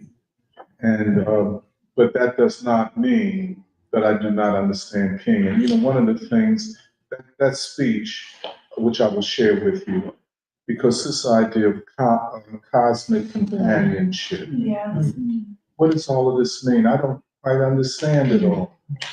That when he said the people fighting for civil rights in the South kind of feel that they are part of that they have a cosmic companion, or when he quotes St. Augustine, that man is made for God. Yes, yes. You know, my friend Munchie, who's no longer with us, this was his favorite speech. We talked about it a lot. But the thing I think that was most moving for him was society, because he's a religious cat, light skinned like you from South Philly, and box, by the way. And he said the part is when King quoted St. Augustine, man is made for God, and he will not feel, what did he say? How did he put it? He will not feel himself, he will not feel satisfied until he recognizes that. This idea of man made for more than this world, and so relates so much when one, thinks about the children of Gaza, the enormous sacrifice of that people, their immortality, as it were. But go ahead. Yeah, I got really emotional when you said, I love you. And I was trying to figure out why. I love you because I was created to love. Yeah. I was not created to hate. And that's why we're on so many medications. That's why we drink. That's why we cry at night. Because God created us His image to love one another. And we're surrounded by perpetual clothed, form, fashion, in many ways, it's disguised. But when you decloak it to its nakedness, we're surrounded by it. Sometimes even in our marriages, even our relationships with our siblings. Because we live in a world that all of us inside are afraid. We don't admit it, we're afraid, and we cloak it in different ways. Every person is afraid to die because they don't know what's on the other side. We all know that we were created more than this. Yeah. We all know that there is an existence after life. Atheists knows it, agnostics knows it. They don't want to recognize it because they want to live in this world on their terms, on their conditions. And you realize to be a Christian, to be what King said, means you have to empty yourself of self. And we don't want to do that. We struggle with it every day. We struggle with it. We struggle with it every day. Yeah, let me know that finish. Go ahead. So that's why I love you. I love you because it's what I was created to do. And that's my purpose for existence. And my purpose for existence is this: clothing what I can ascertain, who I can sexually exploit. Wow. What is that at the end of life? Whenever that time happens, what will you be remembered for? What have you put into other people to make your lives better? What kindness have you sent to the world? I think I got emotional when you said I love you also because I thought of King. And I just also wanted to say that I really agree that I think Martin Luther King Jr. was James Baldwin's mentor and father in some ways. And that's kind of deep because James Baldwin always talked about in his novels and his essays that it took me a long time to not hate my father. I don't know, and there's something really deep because I just discovered James Baldwin has written a lot about Martin Luther King Jr. more than I realized. And there's even this essay from his collected essays called The Cross of Redemption. Yeah, where he says, there will come a day where people have to recognize how much love, blood, and passion that he gave to a people who may not have realized it in the moment. And even Baldwin, I was also reading his essay about Israel that Shamarta actually told me about. And I think Neha had found it, where it's his letter called the letter to the born again. But that's not just a Christian reference, I think. It's a reference to King. King saying America has to be born again. And because to be born again, the King was saying that America has to come to recognize right. it's great sin against humanity.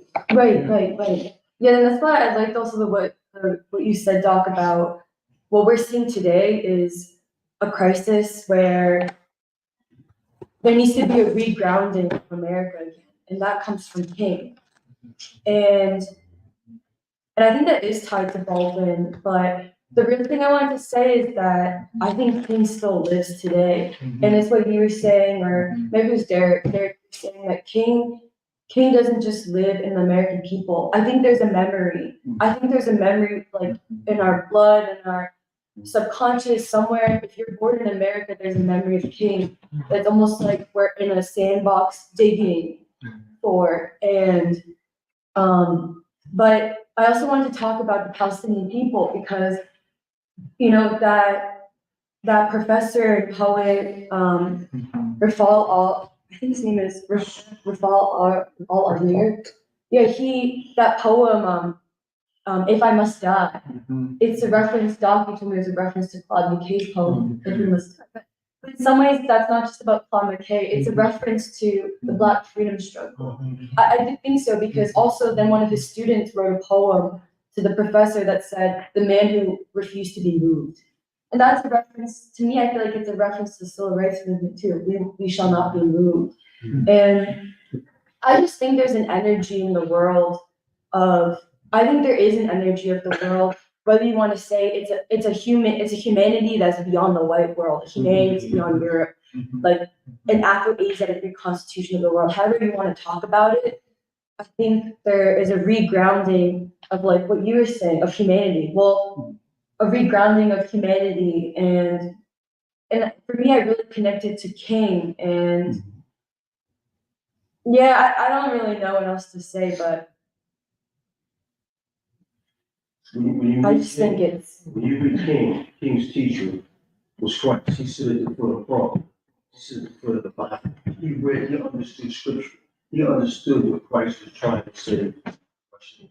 And he was able to carry forth that message that we're discussing today. And that is love for your fellow man. Do not abuse. We shouldn't. My purpose of life is not to abuse people for selfish gain. That's not my purpose in life. My purpose in life, if you listen to King, there were two scriptures, and the reason they were given together. They asked Christ what was the most important thing. He gave two laws. He said, to love the Lord thy God, all the mind, all the strength, which means to obey what I say to do, follow my teachings, my doctrines. And the second one was to love thy neighbor as thyself. So if you love your neighbor as yourself, would you rape your neighbor's daughter? You don't want to rape your daughter. Would you steal from your neighbor? You want anybody to steal from you? Would you try to seduce another man's wife? No, you want nobody trying to seduce your wife. Would you try to take another man's husband? No, you want nobody to take your husband. You follow me? So there's this ripple effect of if you love God, then you will love your neighbor. If you don't love God, you can't love your neighbor. That's what he's saying. Can I just say something? See, in this philosophically, that's what yes, I agree with you. Yeah. But and then I guess we should turn it over to Jeremiah. But one of the great obstacles to the recognition and understanding of King is the Christian church itself. Not to leave out of this. Yeah.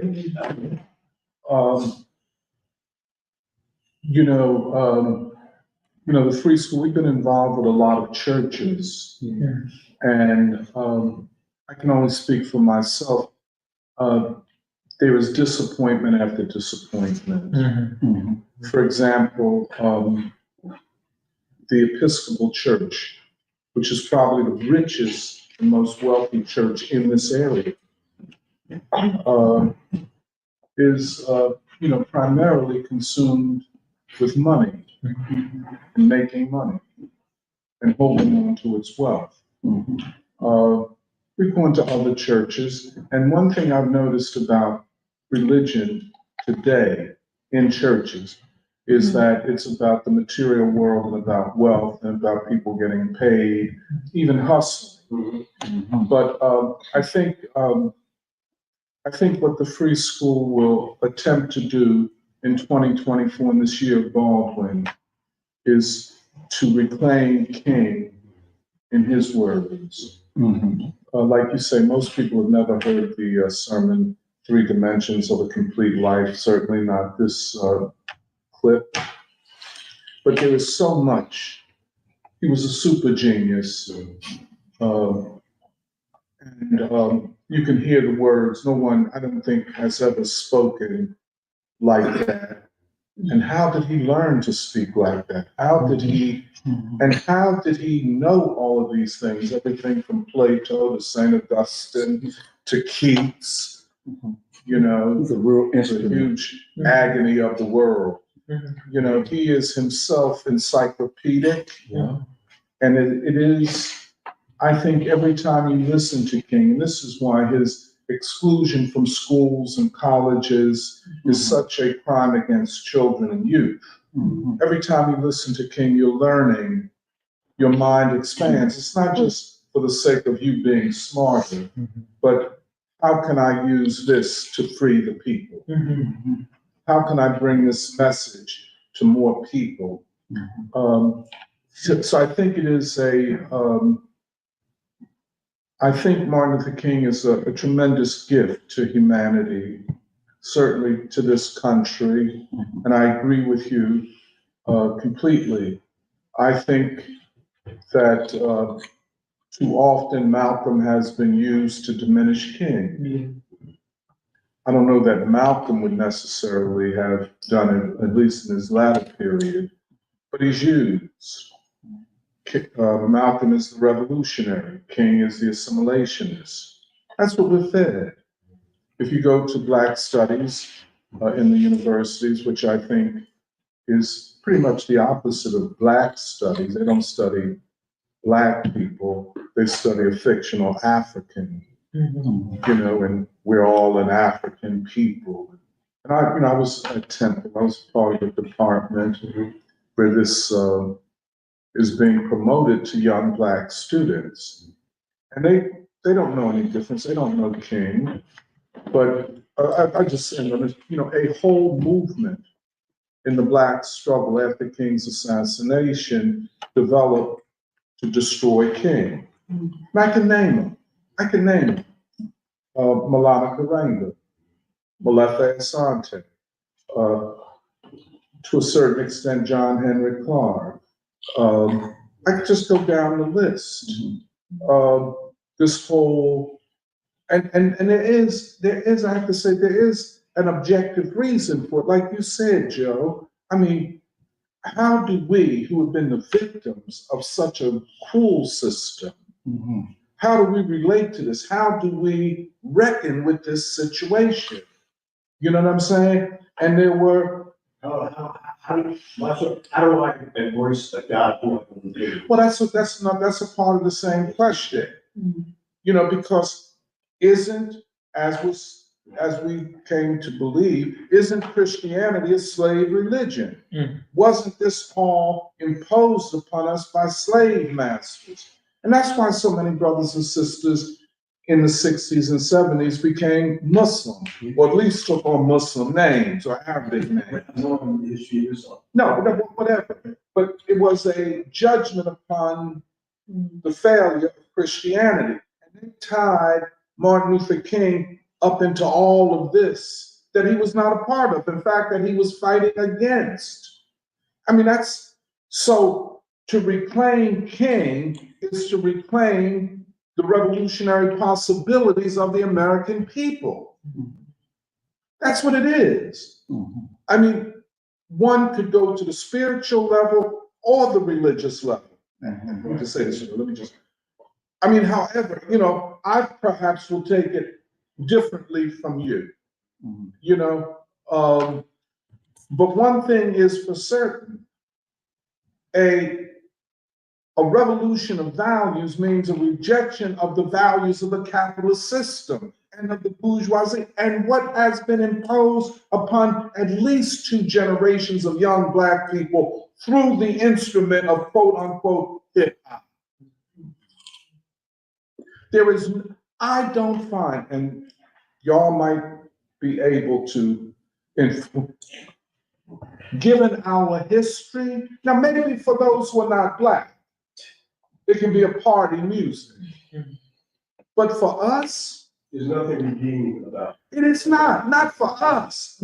Unless you find it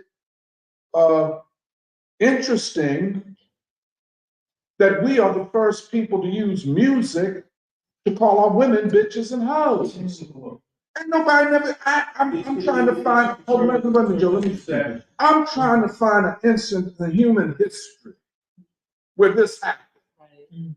Right. And let's be real.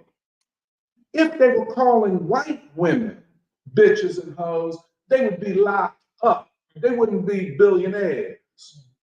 And don't tell me now now that I became rich, I'm sending my children to private school while you get cats talking about we're going to introduce a hip hop pedagogy in the poor schools of Black people.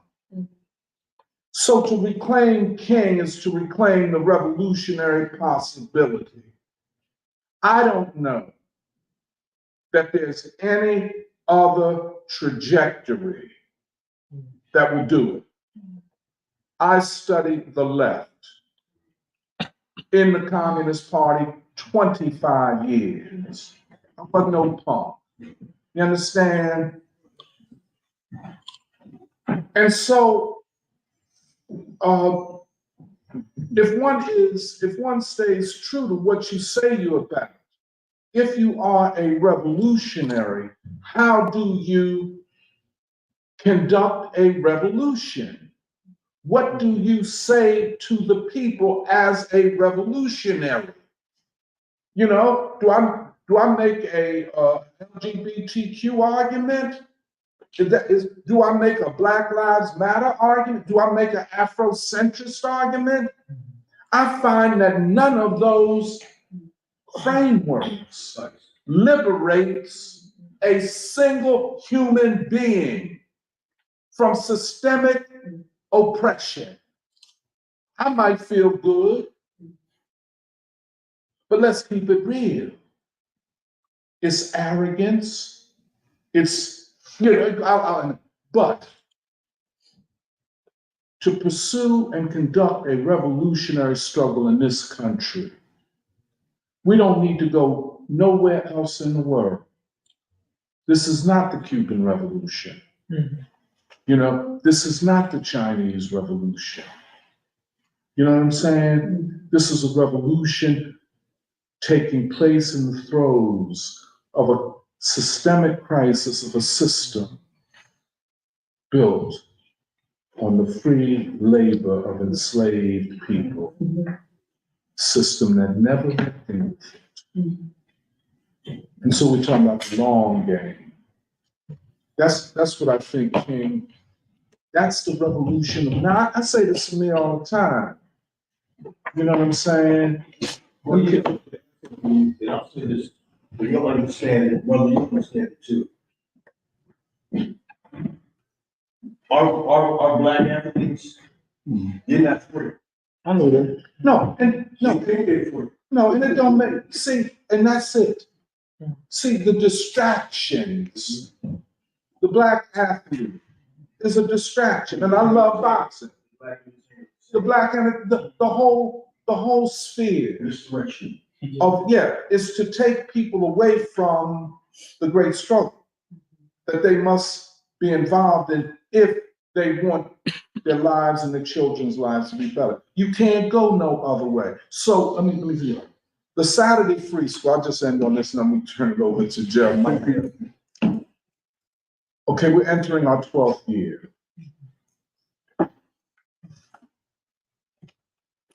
Like 12 years of trying to do the right thing, not trying to win the popularity of those who you never going to commit. There are people, somebody I say this to you, there are people that will never see the world as we do. They don't want to see the world as we do.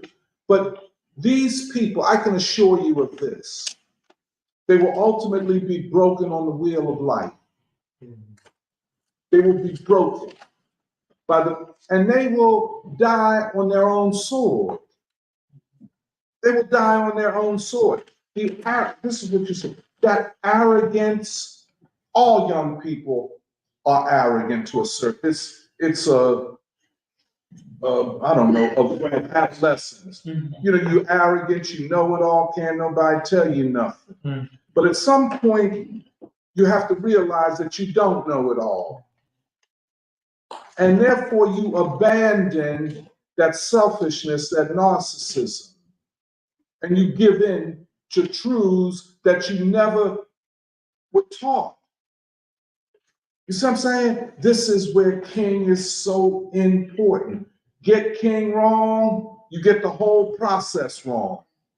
Get the Black freedom movement wrong, you get everything wrong. You know, believe me. So we are attempting to advance a revolutionary process. At the end of the day, which is what? Well, a process calling for peace. What does King and Baldwin mean? Love your brother as yourself. Why did he say that? Why did they have to say it? And what was their intellectual political strategy? What were they saying that hadn't been said before? Why didn't Jefferson say it? Why didn't Lincoln say it? Why did it only come out of the bowels of the most despised, hated people in this country? The most hated people were proclaiming the need to love. Isn't that an irony? But isn't the irony a manifestation of the history of this country? To solve that paradox, to solve that paradox is to be able to then pursue revolution. You don't solve that paradox, you lost. As they say, you lost in the sauce. You all mixed up. And so I know there are communists who adhere to the materialist philosophical thing. Ain't nothing wrong with that. In that debate, in the debate over the church in Europe and its doctrine, as opposed to, you know, the revolutionary struggle. So they had to. Nothing wrong with that. In philosophical terms, I'm a materialist. But King was talking about something else. And this is where the revolutionary struggle, as he saw it, as Baldwin and others saw it, was connected to civilization. Yeah.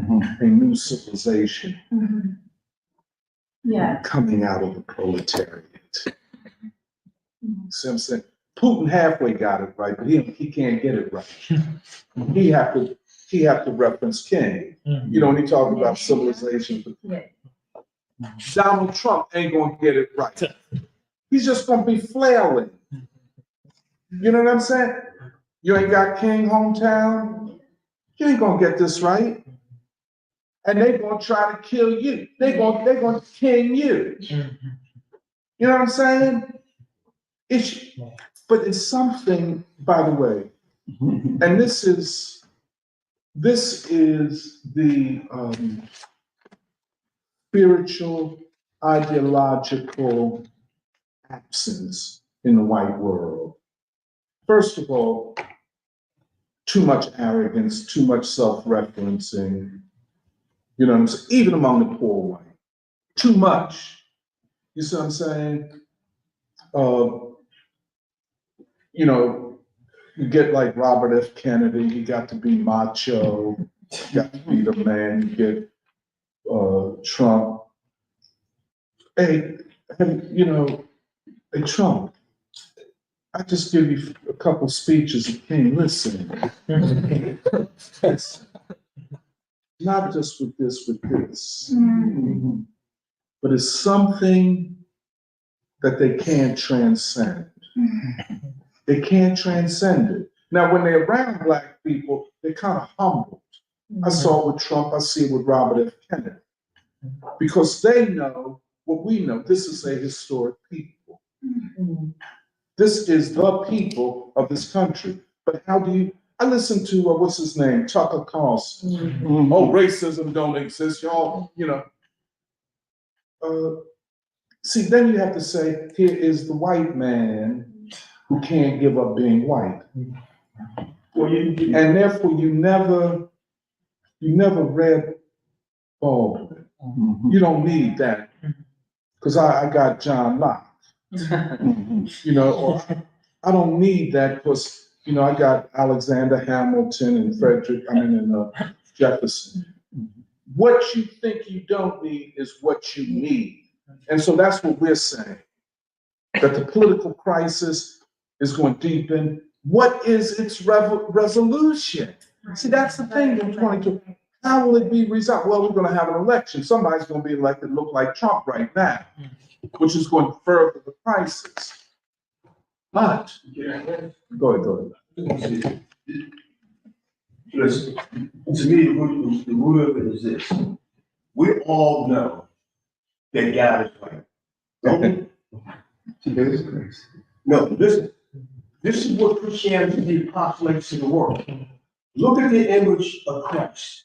Christ is always depicted. Let me just do it. But not only in terms of his picture. Yeah. But what he's saying is that white people's purpose was to be created.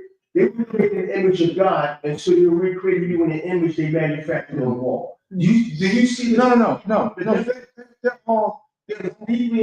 I know. That's it. Yeah. And that is beyond earth, and that's what the free school. But and you know, but anyway, let me. I'm talking about Christians. See, there's a difference. I've met white people that are real Christians. They understand it. Yeah. Okay. Listen. No. Let me just say this. Let me just say one thing.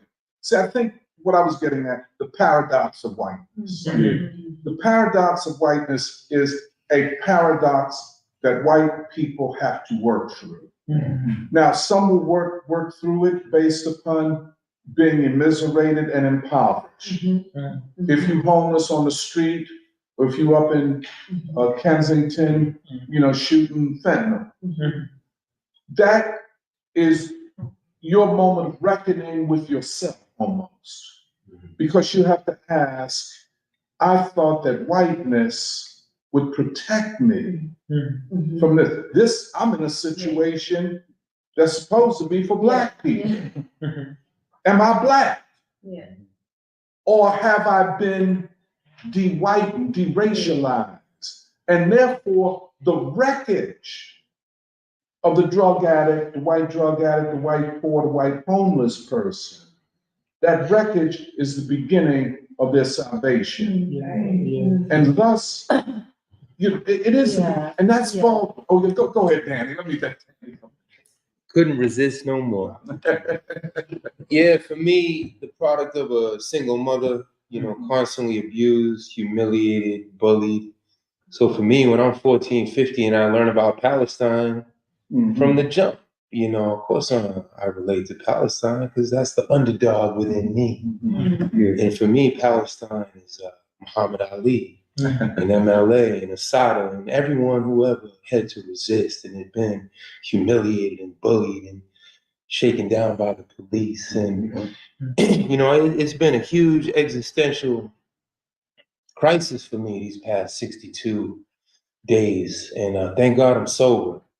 You know, it's a good day to be sober. It's a good day to be sober. You know, I was researching who controls this pornography industry.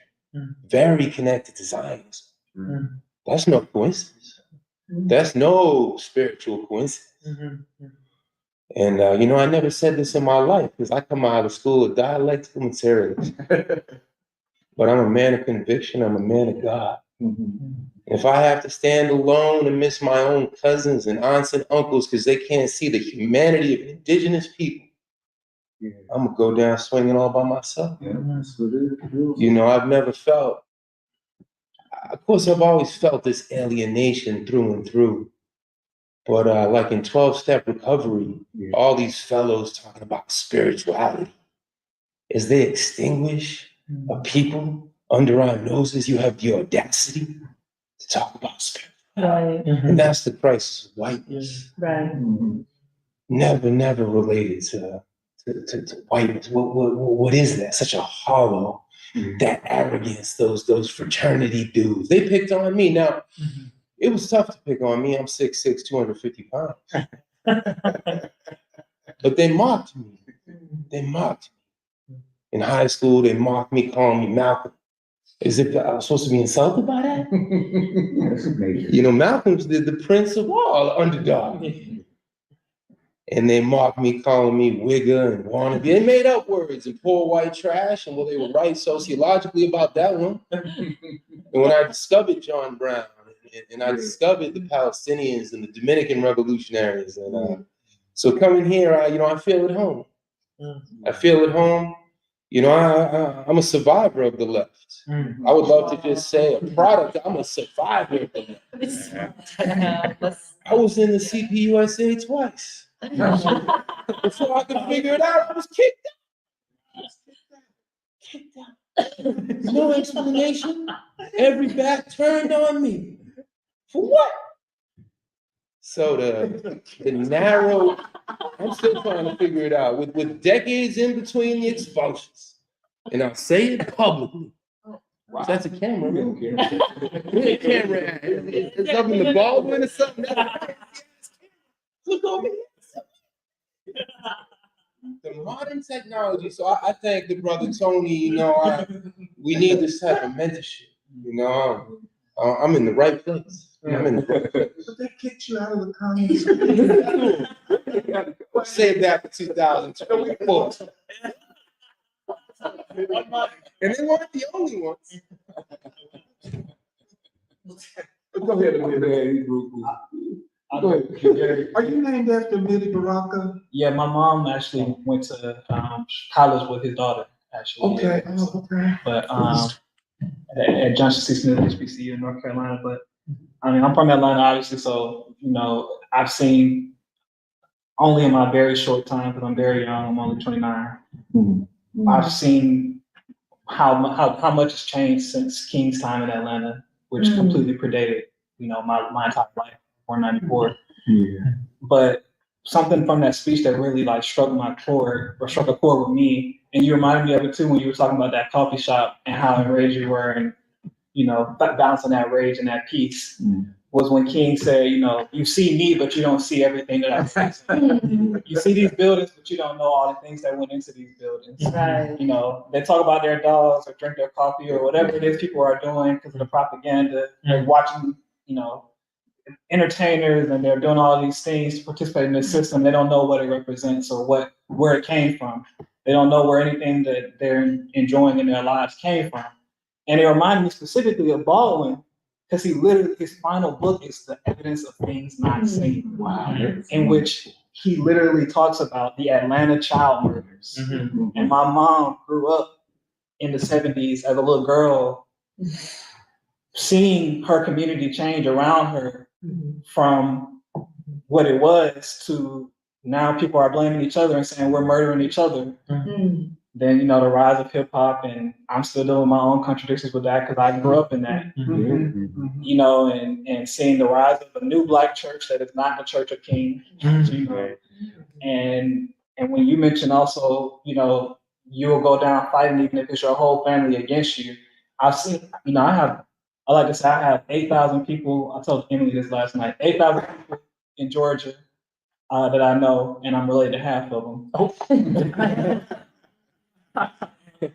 And just seeing this enormous Black family coming up out of enslaved peoples, coming up out of the country, coming up out of the soil and the roots of the earth, go on to aspire to, and for many of them succeed in becoming completely devoid of, you know, thousands and thousands of years of history and what is right and what is King talking about and what is Baldwin. I even knowing who Baldwin is. If I, my cousins know I love James Baldwin. They might have seen a documentary, and just trying to figure out like what is my place in all of this, because I hang around, Black nationalists and Black radicals, and they're always talking about being prepared for, civil war and things of that nature, and trying to help them to see that, we don't actually need anybody to die. Nobody has to die.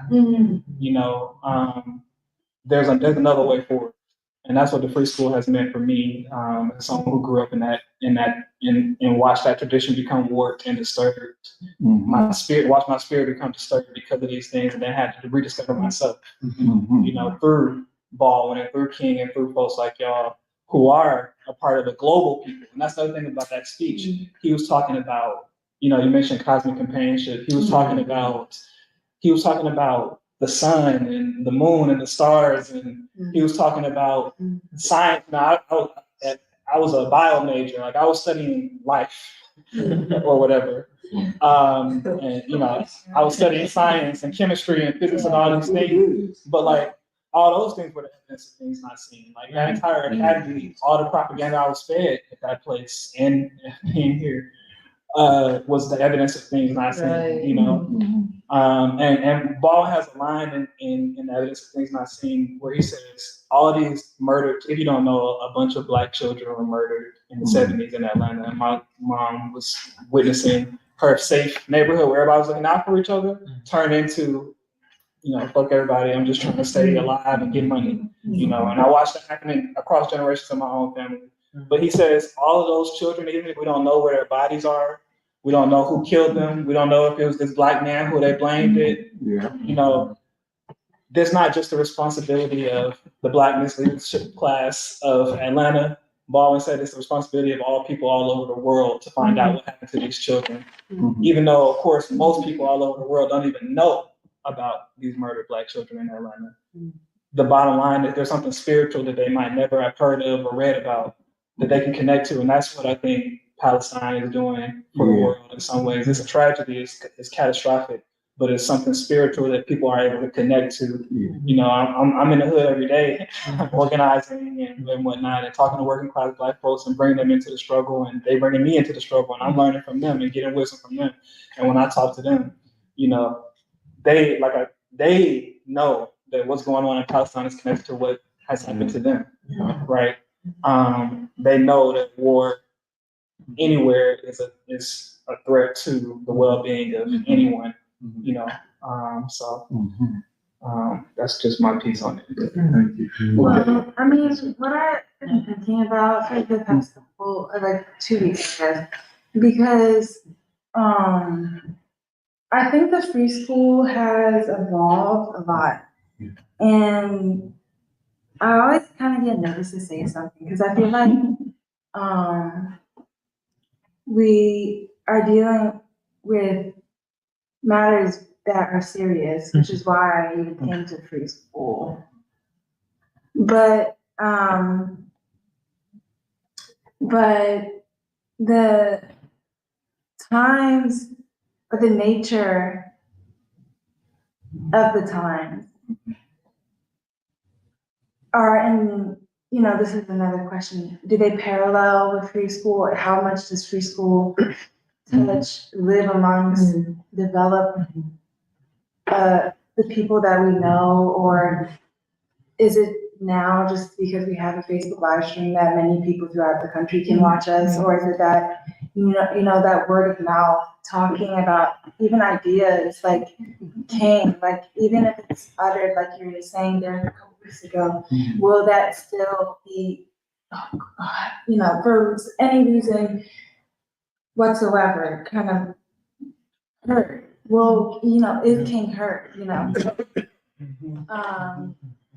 and I think what you're saying, Doc, about this precipice is also saying that the American people, if you want to think about it like that, or any of us, have this task at what you're saying, Doc, in remembering King.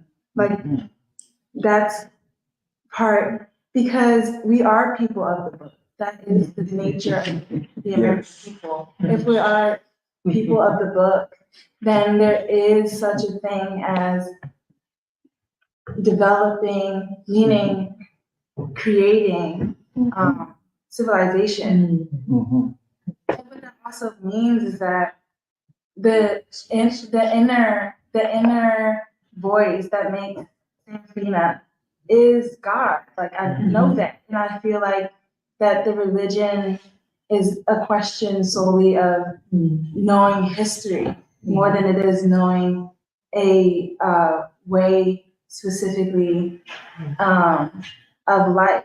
Because I think that there's something that happened with Islam where they knew or they know that Allah is them, like it's in them. Yes. But something was also happening within Black Christianity because of the development of America and because of the slave, who also knew that God was them. And that also meant that King emerged with this articulation of the old civilizations, the Greek, the Romans, the, Asia, into this new world with Africa, and was able to understand specifically what America was also able to make for the future, like the future coming century of the 20th century.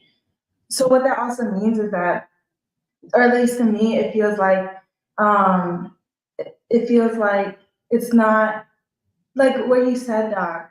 How do you love somebody who is to hurt you? Like, how do you defend?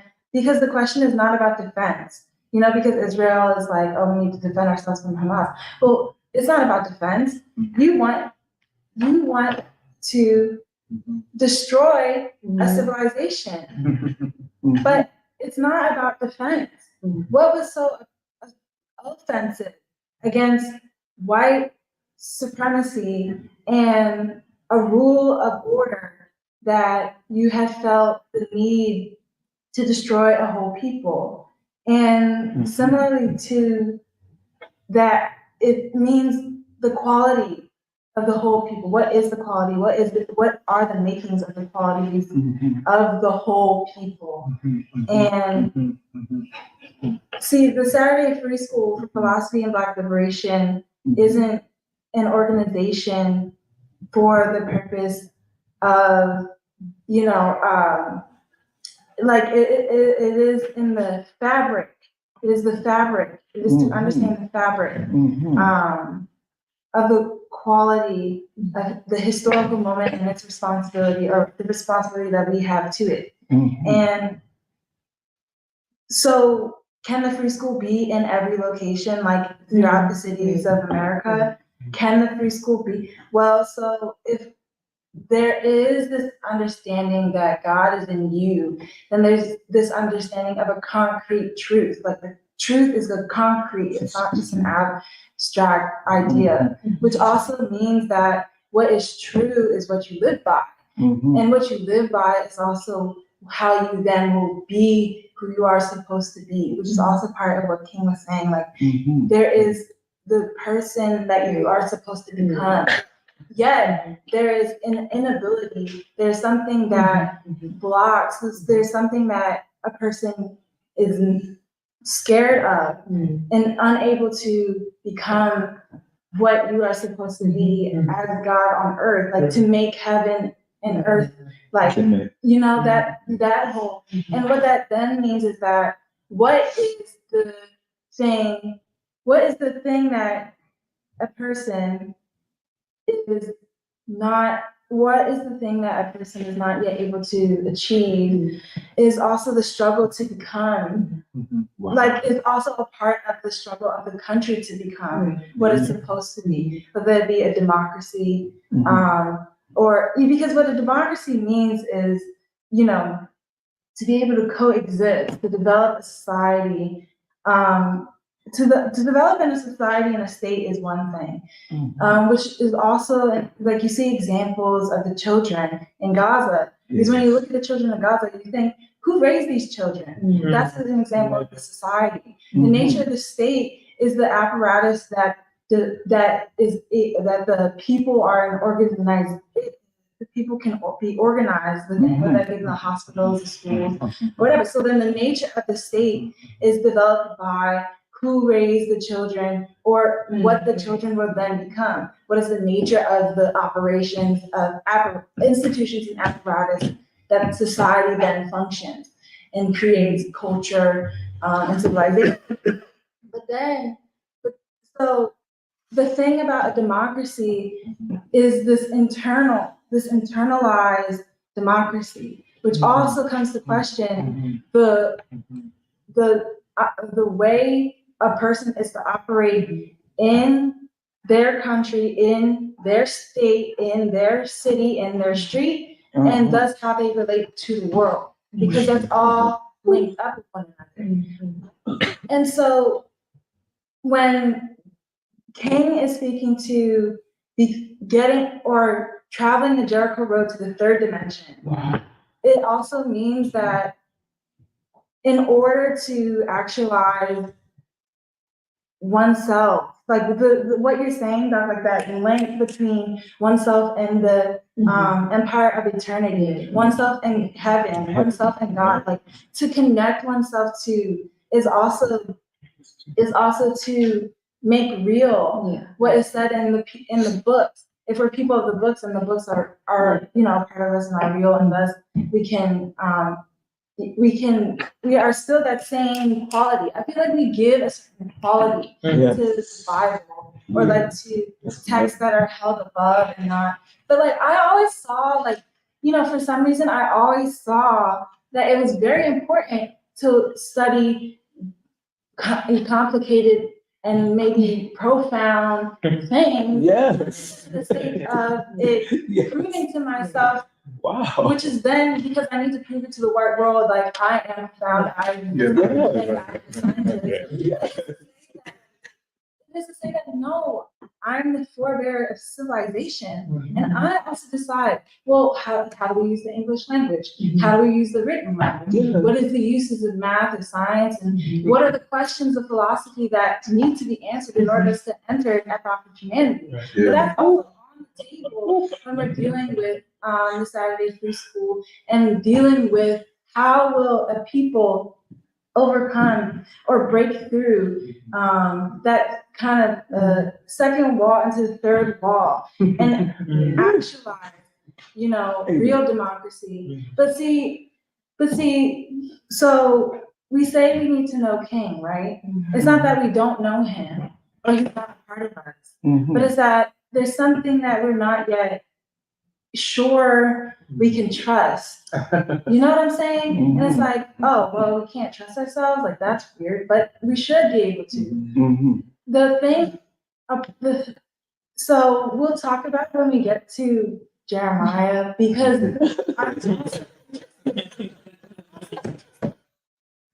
I'm also interested in why people of the ruling elite are afraid of the people's dictatorship. When we talked about it in the free school so long, of a dictatorship of the proletariat, and specifically located the nature of the Black proletariat. But I think that, see, because the thing that's interesting to me about the evolution of the Saturday Free School and where we're at now is because now I think we're finally able, or now, what I mean by now is that all of us, like in the world, are at the table. And, as much as I've been now all of a sudden entrenched on social media from the Palestinian people, I know for certain now that in the back of my mind, they all need to know that we, meaning Baldwin, can really exist, because for the answer for their questions, of why is this happening to us? Yeah. Like, or I know that we still have Allah, but then the sentence is still yet not finished. Yeah. And I know actually further stated, the people of Gaza are capable of making real the conditions of their state and thus the condition of their state to the world but the problem would be is if, and that's the same problem for this country, is if we can make the conditions of democracy real to demilitarize, denazify, or to what you're saying, take the borders in Palestine back to 1967, that requires political, ideological education. That requires a level of this emotional synthesis of and a real articulation on the world stage of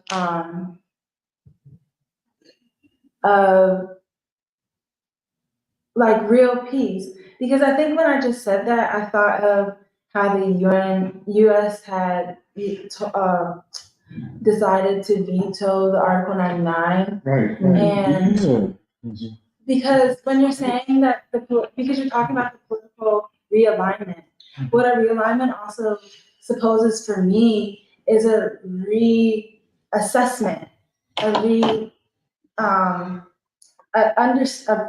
better understanding, or to make clearer what the articles of whatever, or like, what do we mean by coexistence? What do we mean by peace? Because what that also requires is that the UN has to define the nature of the imperialist powers and the development of the imperialist powers and how they have been tied up with the military buildup. And this is like what I'm referring to is the nature of the partnership or the embeddedness of making war for profit. And if so, on the world scale, does there have to be a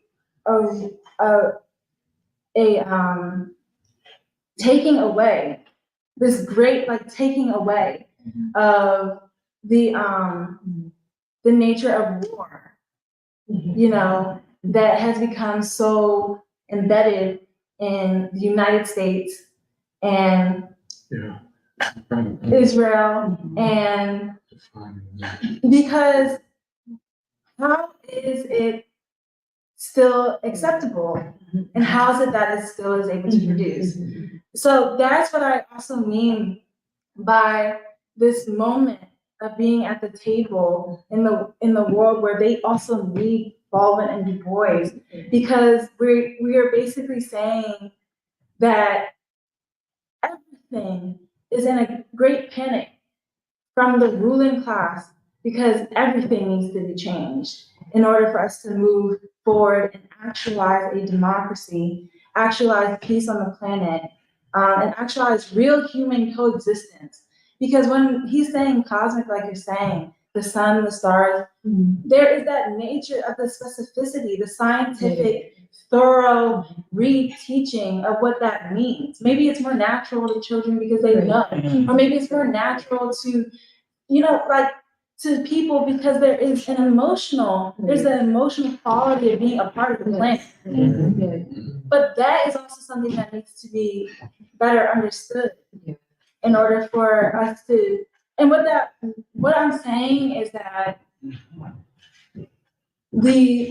like you had mentioned maybe it was 2 weeks ago, not last week, but the sheep is uncovered. The ruling class is in desperation. And we know how they act. And that's also why this moment is so different than what it once was. And why people have such decision, which the free school has always been a part of trying to clarify and develop and think about. But Thank you.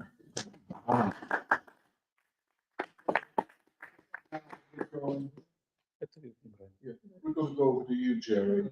And then we'll, Wow. I'm saying gonna talk about the article by Robert Kagan. Yeah.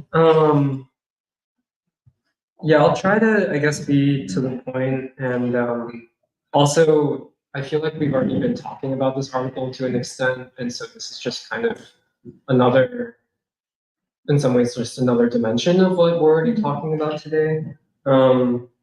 But yeah, so Robert Kagan published an article in the Washington Post a few days ago called, there's like multiple titles to it, so it's kind of confusing, but the title is "A Trump Dictatorship is Increasingly Inevitable. We Should Stop Pretending." And Robert Kagan, increasingly inevitable, so we should stop pretending. And Stop the what? we should stop pretending. We should stop pretending. And so Kagan is, as people may know, the co-founder of, first of all, the Project for a New American Century, along with Bill Kristol, which was essentially announcing, you could interpret it as the 100-year reign of US hegemony after the collapse of the Soviet Union. So this was kind of in the 90s, when they're trying to be the architects of this 100-year reign of the United States, and like after the Cold War, and he is one of the chief architects and theorists of the neoconservative movement and the ruling class, and has served as an advisor to both Republican and Democratic Party administrations over the past couple decades. He actually left the Republican Party in 2016 and endorsed Hillary over Trump, which was a big move. And so basically how I interpret why we're talking about this article is that you have to see Robert Kagan as a major voice of the ruling class. And what we are doing in the free school is both studying the American people, but also studying the ruling elite in this time and how they think and how they're responding to the crisis. And I think Trump in that regard also has to be thought about and discussed and understood, because he almost in this very crystallized form represents the crisis of American politics and of US society, and thus also represents a significant portion of the American people. And so we can't ignore him, and we also have to understand how the ruling class views Trump and thus that part of the American people.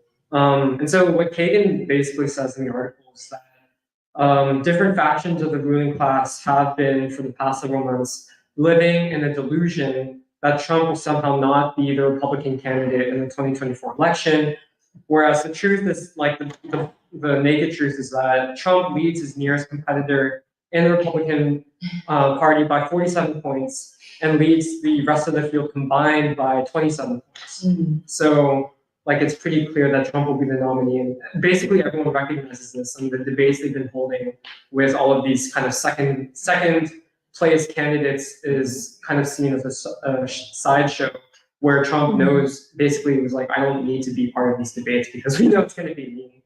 And in addition to that, Trump has strong odds to win the general election against Biden, which Kagan talks about, because in part, the Democratic Party coalition itself is falling apart, especially with Israel's genocidal war against the people of Palestine.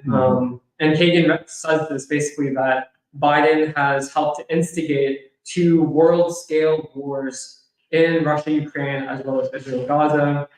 And at the same time, Trump, who is famously coming under all of these kind of legal attacks over the past several months and leading up to 2024, somehow defies the laws of kind of normal political gravity, where Kagan says, quote, Trump will not be contained by the courts or by the rule of law. On the contrary, he is going to use these trials to display his power. That's why he wants them televised. Trump's power comes from his following and not from the institutions of the American government. And his devoted followers love him precisely because he crosses lines and ignores the old boundaries. they feel empowered by it, and that in turn empowers him. And so if Trump wins, this is Kagan speaking, if Trump wins, he could become, quote, a dictator. And what that actually means in concrete terms is that Trump will go after, first of all, specific officials who targeted him with Russiagate, with the January 6th probe, which is ongoing, and all this other stuff, people who he feels that betrayed him as well, and people also who got him into some of the conflicts like during his own presidency. But more importantly, Trump is going to bring in a cabinet that is basically designed to do one thing, which is to completely flush out the permanent bureaucracy of Washington. And Kagan says, he kind of, in a very ironic way, says that this is kind of a, quote, new McCarthyism, which is like very, I don't know, it's just kind of funny because it's like someone who basically represents, this voice of anti-communism, of the ruling class, like, oh no, this is a new McCarthyism. And so Kagan is not optimistic about averting this situation. And he makes a very crucial point, or an admission, that the American people will not leap to defend the deep state or the ruling elite who are going to be targeted by Trump. And he says, quote, indeed, who will stand up for anyone accused in the public arena besides their own lawyers? In a Trump presidency, the courage it will take to stand up for them, meaning these kind of ruling class officials, the courage to take to stand up for them will be no less than the courage it will take to stand up to Trump himself. How many will risk their own careers to defend others?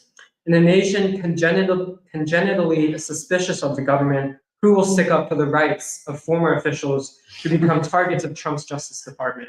Basically saying, oh no, who's going to stand up for these ruling class? Even if you don't like Trump, no one is going to stand up for Biden. Even like these young people.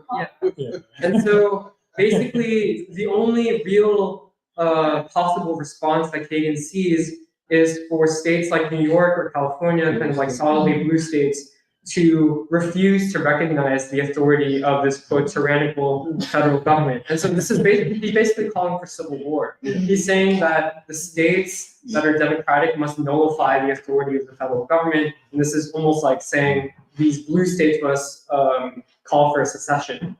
And so Kagan also kind of chastises the establishment of the Republican Party, as well as all of the voters who voted for Trump.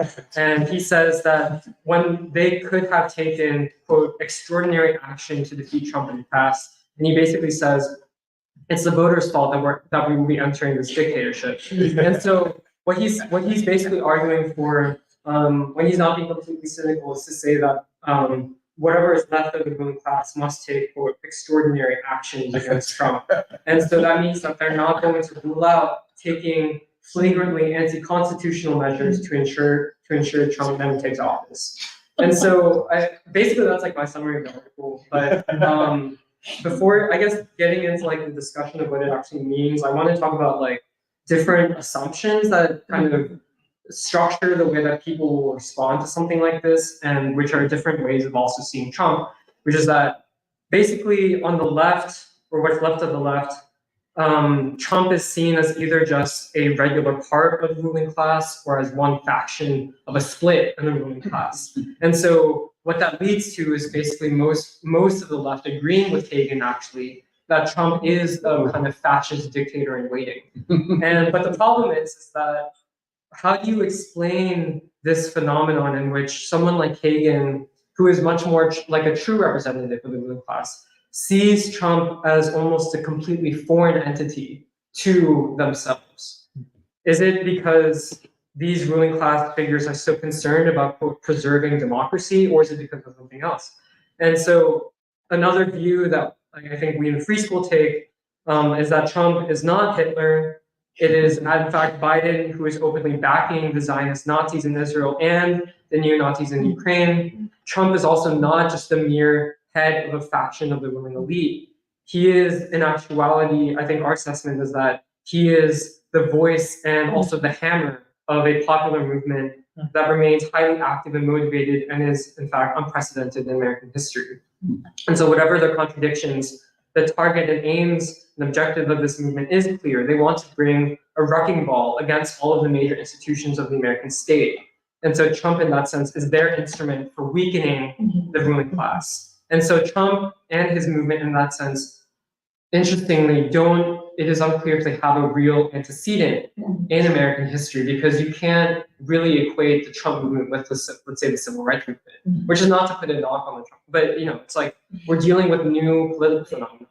And so this is basically my interpretation of what all this means, that if you recognize Robert Kagan as a real, genuine voice of the ruling class, what he's doing in this article is, first, he's waving this kind of white flag of concession and basically saying we've been lying to ourselves this whole time. There's a real phenomenon happening amongst the American people who we are now having to contend with. Whereas for basically the past few decades, we've written off the American people and said they will do whatever we want. They will sign on to all of these wars that we send across the world.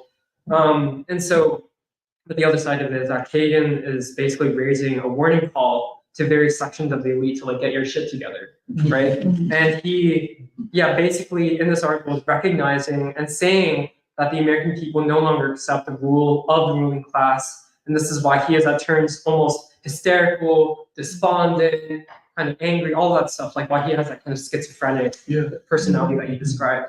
And so what Kagan is also responding to and admitting is that the US ruling elite face a new kind of quality, a new kind of rebellion at home, but also on the world stage, a complete rejection of US hegemony and its instruments in terms of Zionism on the world stage. And so it's a disaster on two fronts. And so the kind of Kagan, the kind of quote democracy that Kagan is trying to defend is obviously not real democracy. And so what is Trump attacking, which is what is he attacking other than basically the unmitigated, unchallenged rule of people like Robert Kagan, who have pushed America into more wars and into more quote unquote liberal interventions than we can count. And so what Kagan is defending is ultimately, and we've said this in free school many times, but Kagan is defending essentially the dictatorship of the ruling class of an imperialist state. And so will Trump be a dictator? What will Trump actually do with the power if he kind of wins the election? And I don't think that any of us in the free school are idealists or have illusions about Trump. And Trump obviously not only has flaws, but he has contradictions. But we have to consider what actually happened after the 2016 election. Trump, despite all of the messages that especially young people received after 2016, we were told that basically Trump was going to install a dictatorship in America, that he was going to, first of all, kick all of these immigrants out, all this stuff. And we felt very kind of existentially threatened by it. But he did not install that dictatorship. And above all of the hype, basically, and all the noise that surrounded Trump, the crucial, important thing that Trump has done over these past years is to basically wrench open a new space in American life and American politics for a different kind of democratic expression to emerge directly from the American people. Through Trump, disaffected Americans whose lives have been destroyed by wars and deindustrialization could actually challenge the ruling elite to their faces, and they could speak openly on topics that have been forbidden, I think, as being you're not allowed to talk about these questions of war, you're not allowed to talk about these questions of basically the legitimacy of the ruling class. And so I'm going to basically end by saying that over the next few years and beyond, I think that we are going to see phenomena that we haven't yet seen before in American politics and history. If Trump wins, there will be, I think, a political, though not physical, bloodbath in Washington. And we don't fully yet know how the ruling class will react to this, or what Trump will try to implement in the place of the deep state that he is trying to destroy. And also, I want to just comment and say that the movement for Palestinian freedom and for a ceasefire is moving towards a greater strategy of mass civil disobedience, as we said last week, to paralyze the normal functioning of the state. And simultaneously, the Trump movement is almost acting in parallel to this movement. And the question is, can they come together? Can they find a common ground? And so we, as in the free school, but also I think anyone who sees himself as a revolutionary, you can't act as if you are removed from this objective, social, and also world historic process. We have to engage with it. We have to seek broader and more decisive breakthroughs, I think, in every aspect, in every arena of social life in this country and in cities like Philadelphia, and to try to create spaces where people can come together and think and speak for themselves And essentially what I feel like we are trying to do in the free school as part of this development is to try to bring out and deepen the democratic capacity of ordinary people. And I think kind of the way that we've been talking about it today also is for all people, including those in the Trump movement, to be released essentially from whiteness, or how like you're understanding whiteness, but also to rediscover who we are as the children of Martin Luther King, because when you rediscover that, that's also the American people rediscovering themselves as basically revolutionary agents of history. And yeah, that's kind of my summary of the article.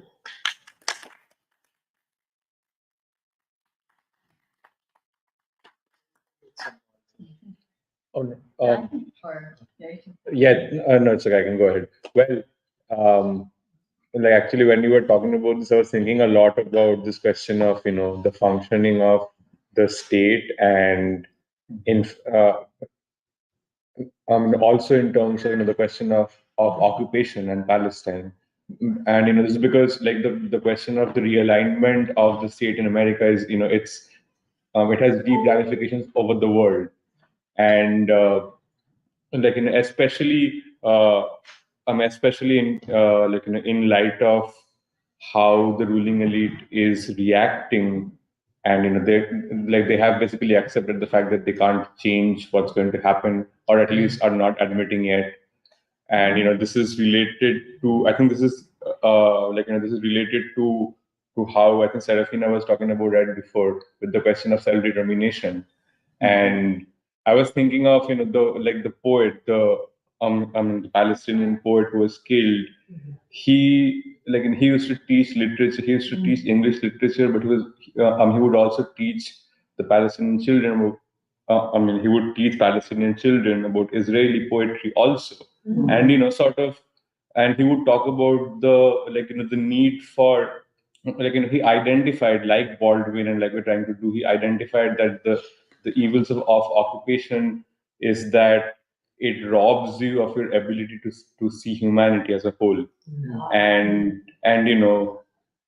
this comes through Baldwin all the time, and I think in terms of the moment we find ourselves in today, the question of the realignment of the ruling class, it can no longer evade this question. This is the question that has been evaded for decades, since I guess since the end of the Second World War. But it seems that the world is coming to a place where these are questions you can't run away from anymore. And the Trump the possibilities of the Trump presidency, it reflects the possibility that this these are the questions on the table. Like we talk about that this election is going to be fought on the question of war and peace, and not on the question of all of these cultural issues, which every 4 years there's this circle that goes round and round. But it seems that the American people are at a point like what you were saying, that people can't run, that the ruling class can't run from this question anymore. That we have been ignoring the American people forever, and this is a moment where we can't run anymore. That's what they're saying. So yeah, I thought it was really beautiful. No, I was gonna say, actually, when I was reading this article, I was laughing. I was with Emily, and I was just laughing throughout it because it's very hysterical, actually, in terms of the author and how he explains the political system and the people and how the people are responding. Because he also conflates different segments of American society, whether it is the Trump supporters or of the ruling elite or your average bourgeois wealthier individual. And what's very striking is at the end he likens Trump to a meteor that's going to strike.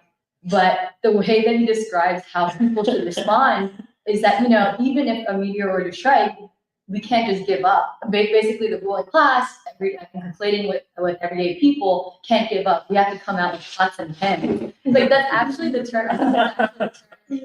Pots and pans. Even if it's a meteor, we're gonna have to try our best and go down swinging.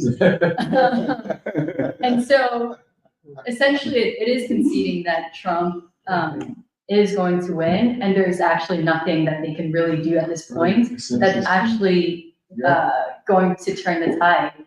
But I think he also is trying to still at a last, as a last ditch effort to also create fear amongst the people, which is a meteor striking. Trump is coming. We need like it's going to be a dictatorship and continue the sense of people have to fear one another rather than actually Trump represents something new that can occur amongst the American people. Actually, it's different than what has happened in the past 4 years with Biden, and that it presents a new opportunity. And that's and one of the paradoxes in which he gets mixed up is that, or one, he says that the people will elect Trump, and therefore you can't depend on the people once Trump is elected into office to preserve a democracy, to oppose Trump, to push Trump essentially to actually represent the people and their aspirations. Because that's what we've been saying, which is that Trump isn't a figure in of himself, but actually the people are moving Trump towards actually, not going for actually addressing the issues of the people. But so there's a contradiction where he's saying the people elect Trump, but then the people will not take down Trump. And you can't depend on the people to eventually take down Trump. That's one piece that's super, or that's contradictory. And then, what was the other piece?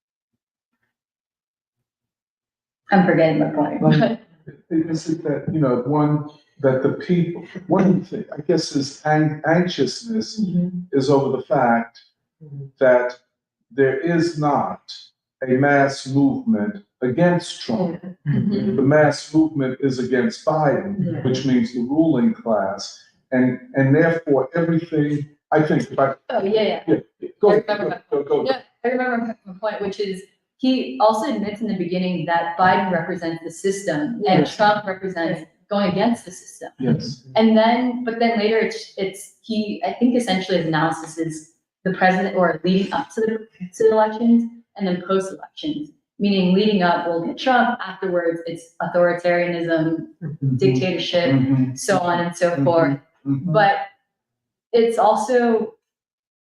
insane in that he admits that Biden represents Trump and Trump represents going against this, or Biden represents the system and Trump represents going against the system. But then later when Trump goes against essentially the swamp and draining the swamp and clearing out the system, he's saying the people, why aren't they going to defend any of these people?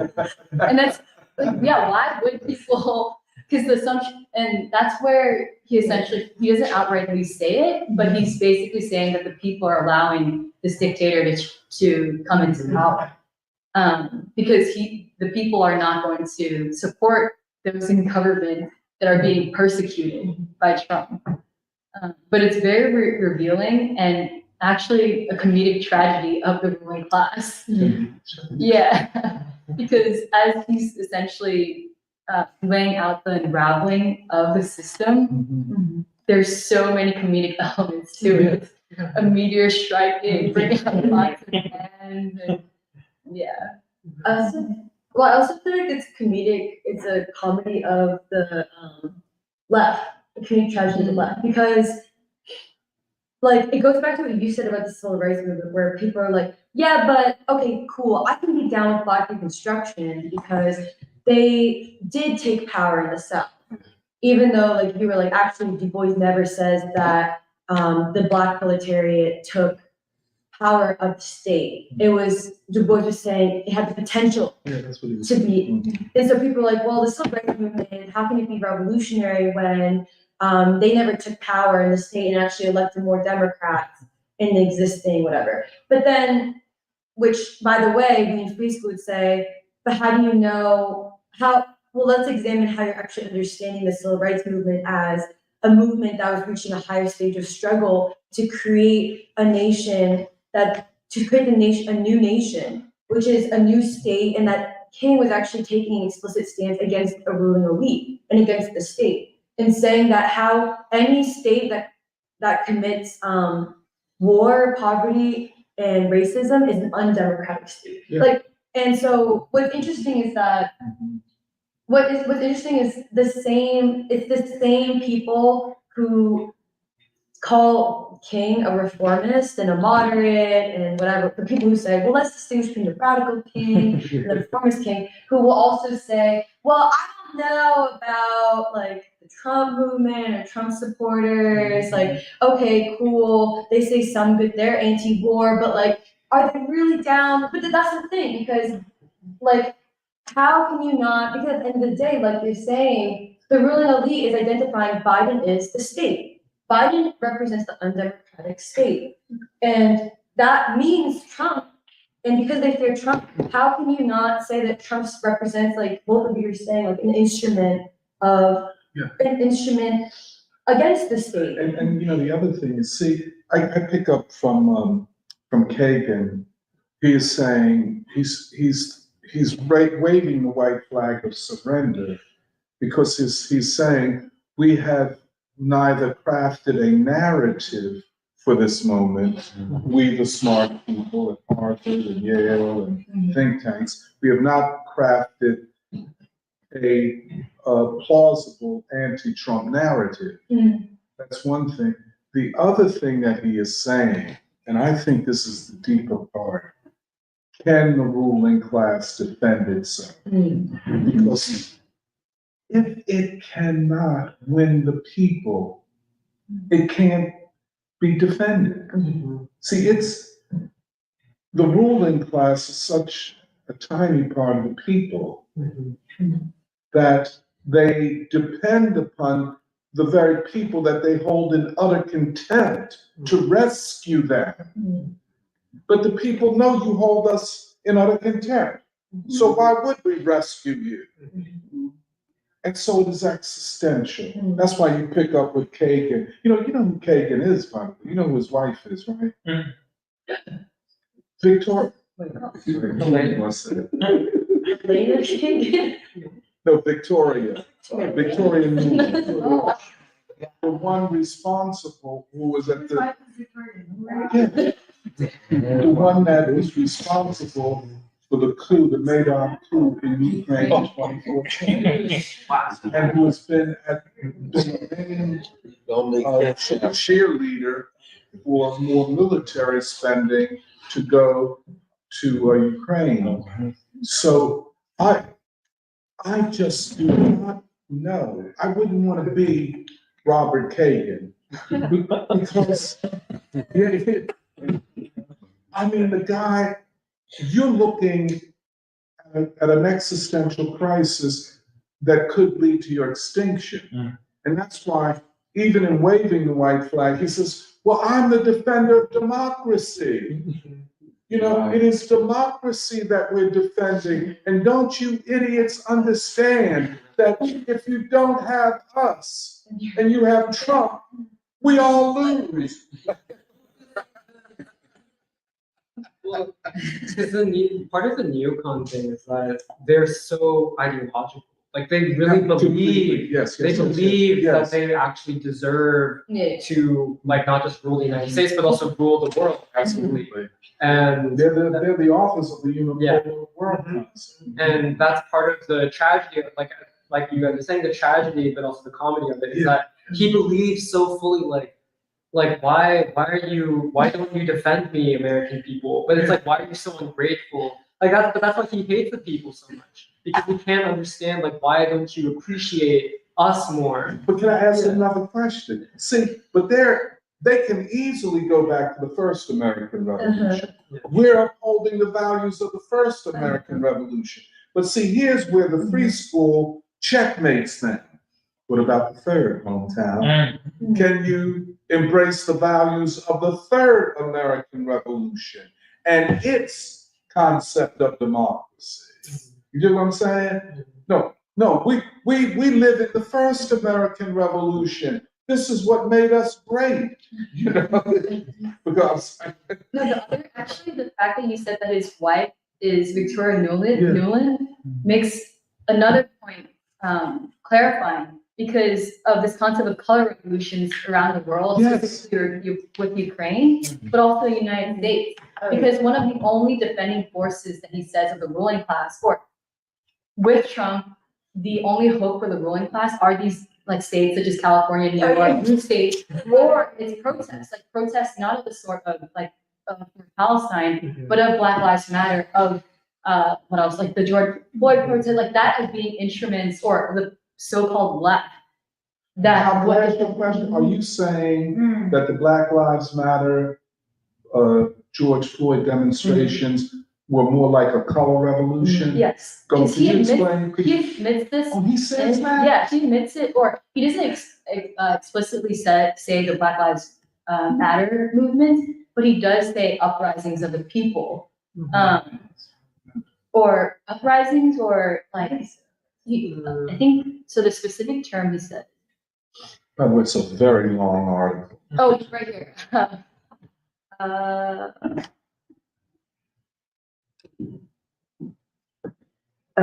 How will Americans respond to the first signs of a regime of political persecution? Will they rise up in outrage? Don't count on it. Those who found no reason to oppose Trump in the primaries and no reason to oppose him in the general are unlikely to experience a sudden awakening when some former Trump adjacent official such as Milley finds himself under investigation for goodness knows what. They will only know the Justice Department, prosecutors, the IRS, the FBI, and several congressional committees are looking into it. Yeah. Well, there's a part where he says like, okay, well, it's interesting because he's sort of bemoaning how Trump is not like, I guess, properly like, I guess he's like that, he's subverting constitutionality and stuff like that. But then he's saying, oh, the Democrats, maybe they can instead turn to illegitimate extralegal action. And then he's like, oh, in fact, like Americans might take to the streets, people engage in protest. But then what? And then he's saying like that Trump might invoke the Insurrection Act. And so I think he's basically, I think Robert Kagan is sort of trying, I think he's trying to say like, oh, maybe the people can like rise up and like heroically overthrow dictatorship, just like they came out in 2020. But then he's saying like, oh, but Trump won't like respect that. But actually it's something, I didn't realize that Kagan was so into like Iraq.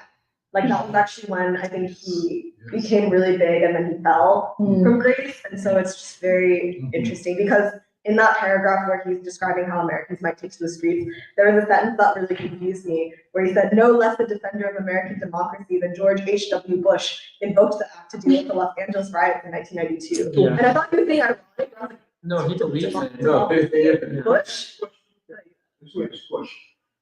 Not, neither the left or the right, blue states or red states. The real issue is the deconstruction of the corporate state. The corporate state controls the deep state. So no matter who you vote for, the corporate state that was still there, that will be there. The issue, I think, is as citizens, we have to address the limits of private capital. That's the monster in the room. No, Joe, go back. I think you're hitting on something. Because I think, and this is the unsaid dimension of Kagan, it is a question of the state. And, well, you could call it the corporate state. Let me not, I would agree I would agree with what you're saying. But let me hold off on that because I think the point that you raise is the question before the American people, whether it's acknowledged or not, and it is the question of the state. You know what I'm saying? That is the state has to limit the private capital. Well, however, whatever the state does, however it performs, but the question is even a more central question: who controls the state? This might be the first time in Western history, Western democratic history since the Russian Revolution, that the state and state power has been on the table. Yeah, right. Would you agree? Yeah, because if you think about it, what Kagan's saying is that there is no relationship there is no longer any relationship between the people and the state. And what he's saying is that Trump, it's like, it doesn't matter whether Trump completely dismantles the corporate state or whatever. But the question is, with Trump in, there will be a relationship between, there's a relationship between Trump and the people and whatever, like. Well, let me just say this. Go ahead, Dan. I'm definitely following the whole dialectical argument, but I wanted to pose a question. How do we reconcile Trump's worth 3.5 billion? He's a political outsider, but he's the very essence of the of capitalism, of the slumlord, of the billionaire. He promises that every Palestinian student who's in a Palestinian student club, the SJPs will be deported. Yeah. So the fascism is in your face. Yeah. So I understand the sociology of the base of the quote unquote deplorables. I'm there because that's where I come from. The Oxy electorate, the poor whites, they surely still believe it. The ones overdosing at the highest rates off the fentanyl were voting at the highest rates for a billion. Well, but this is part of the unraveling of American history, or the undoing of a ruling class that had become so arrogant that it could rule without billionaires. I mean, the ruling class doesn't need Trump to rule. It doesn't need Jay-Z or Beyonce to rule. It doesn't need most billionaires. I think it is a different issue. We're talking about and you're right, I agree with you. No, and I agree with you. No one, least of all us, will throw ourselves down and say Trump will lead us to the promised land, as Paul would call it, New Jerusalem. But objectively, it's almost, you find yourself in a situation, I don't think this is always the best way to put it, the enemy of my enemy. If he says out of NATO, we're going to go out of NATO. If he, you know what I'm saying? If he says, I'm going, I hate the communists, the socialists, the fascists that are running the government, you know what I'm saying? And then says that Kim Jong-un, I love Kim Jong-un. You see what I'm saying? Go ahead. I just feel like so much. So how much of it is performative, and how much don't? That's all. Well, I just also, because I do think that part of what's so interesting when you study periods like Reconstruction and the Civil Rights Movement is that so much of American history has been decided by improbabilities, by things that were almost unexpected or seemed almost impossible.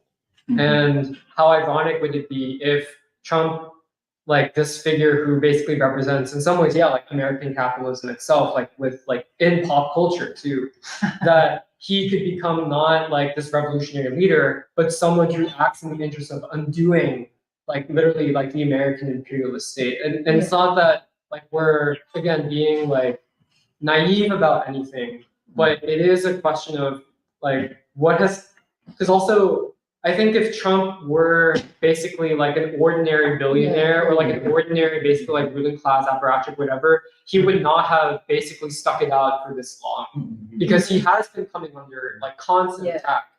Basically, since he's also going to take all of his money. Yeah. And he knows that they literally could also. But is it unusual?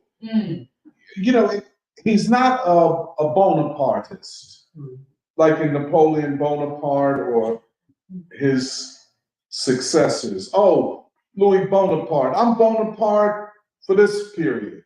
I don't think he's like that. I wouldn't call him a Bonapartist. I would call him an out-and-out populist who, I can't totally but go ahead. If I could support go ahead. I'd like to support your argument. The way that it helps me make a lot of sense of Trump is actually the way that I read Lincoln in Black Reconstruction, where, so Lincoln, thought of the great president to save the Union. He said, or free the slaves. He said, if I can save the Union by keeping the slaves enslaved, I will do that. If I can save the Union by freeing the slaves, I will do that. What I interpreted it, and what Du Bois interpreted it for me, was that he was willing to respond to the will of the people to meet the needs of the moment. I think that Trump doesn't have the grandest vision. That's still on us. We have all the skin in the game. Yeah. But Trump is willing to respond to what the people demand, and the baseline, a common denominator that has raised our collective consciousness is the role of the state as the most oppressive force, not just worldwide, but of the American people. And what in responding, and so I view him as more of a blunt instrument, a hammer upon the ruling class. But what the positive thing that makes it possible of getting them out of the way is that in identifying this common enemy and getting a better sense of our common future, we can have a new remaking of our relationships that it has to be based in everything that we've talked about, love and humanity and civilization. And I think that's coming unto fold with the Palestinian people, identifying with the Palestinian people. And so this is not something that I put on Trump yet. I don't think he has that grand vision, but the American people can see this and want to have a basis of relating to themselves and the rest of the world of their shared humanity. And so I think Trump can be a vehicle for that, not the leader, but it's the American people that will decide history. And so, yeah, I feel quite positive. Can I add something to that?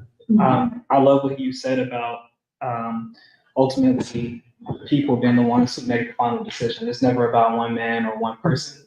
And it brings it back to what y'all discuss so often in preschool when it comes to the Black proletariat imaginary. And what can be conceived of what can be conceived of when you're born into a world that's so absurd, and the entire existence of this country is absurd. So of course someone like Trump can be elected president. So for me, even just the fact that all of us are in this room together, someone could argue it's absurd, or the fact that I'm so passionate about learning other languages and studying things that I didn't have any reason to study could be considered absurd. And the fact that the Trump supporters, when he is elected, the work that we're doing in this room and that many others are doing is towards the goal of helping them to see that, you don't have to participate in this project anymore.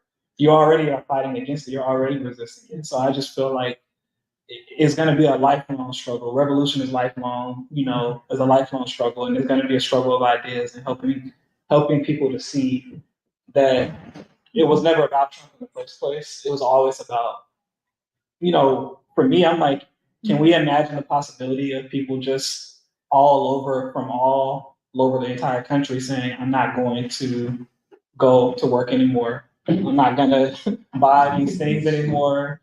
I'm not going to do any of this anymore. Instead, what I'm going to do is try to look out for people around me and grow food and call for peace and resist nonviolently. Can we imagine like millions of people doing that? I personally can. I think it's possible. And I think that the Trump supporters, even though they might be happy when he's elected, they'll quickly realize, oh, there's another stage. Yes. There's another stage. Like there's something else that we have to do now. Yes. He's in office, but my life hasn't gotten better. Why? Because I need to actually join forces with all the people who said that I was a villain, who said that I was a deplorable. And we, as people who have been, well, not us, but those who've been led, fed propaganda to believe that we can't ever join forces with Trump supporters. We can't ever join forces with white people. We can't ever join forces with people who we've been fed propaganda to believe have no, are not invested in the same things as us. Like 2024 and beyond is the moment where, you're going to have to deal with some very difficult and maybe seemingly impossible tasks. And some mature judgments. You can't be a child about this. And they're all over YouTube, you know, childish chatter. But no, excuse me, go ahead, let me let Derek come in. So it's kind of hard it's kind of hard. If I grew up and I know people that's bandits. I know people that are bandits or people that I would call like an outlaw. But it's something about my honor in the neighborhood. I could be with all the outlaws, but still with something principle that I could call you and you could call me still if somebody needed my help or something like that. But we kind of like we could be thick as thieves sometimes. But I don't have to steal from your family, you know, like that. But so in some kind of way, when Trump is speaking to the people in the hood or people like from my neighborhood, and I'm listening to them like that, and I was in a gang, but I was like a warlord. I was a young one, but it's something. I was a warlord, so you can't take the title.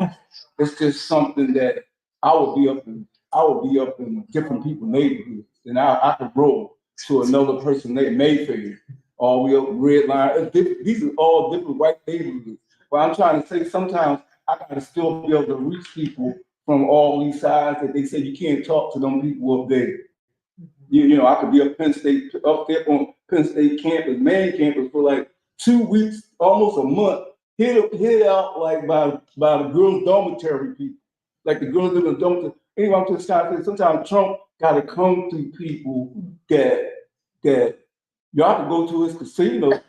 You know, I never been a gambler, but you can see him in every boxing match. If you was rolling back the films like me and Tony did, why he walking in the ring? Anyway, he's willing to be in the ring with a lot of people too. You know what I'm saying? But I'm not gonna bet everything that I got in my hand on him. Like you might change up. But sometimes from being from another corner don't mean I don't respect you. I can still understand where you come from. You could be from Chicago, Blackstone Rangers, or you could be up in from New York. It was different people that I saw and knew. But we need to still we had to have somebody to bring something about their loyalty, even if they suspected by the whole government. Yeah, I suspect them the same way you do. You walk with y'all. You suspect me. If I was carrying my flute on the wrong side of my shoulder, I might got pulled over 100 times. But since sometimes we can know this man by something how he is. But if we was in Mexico and it was Viva Zapata, it was one of those people that we was taught not to respect anybody from Mexico.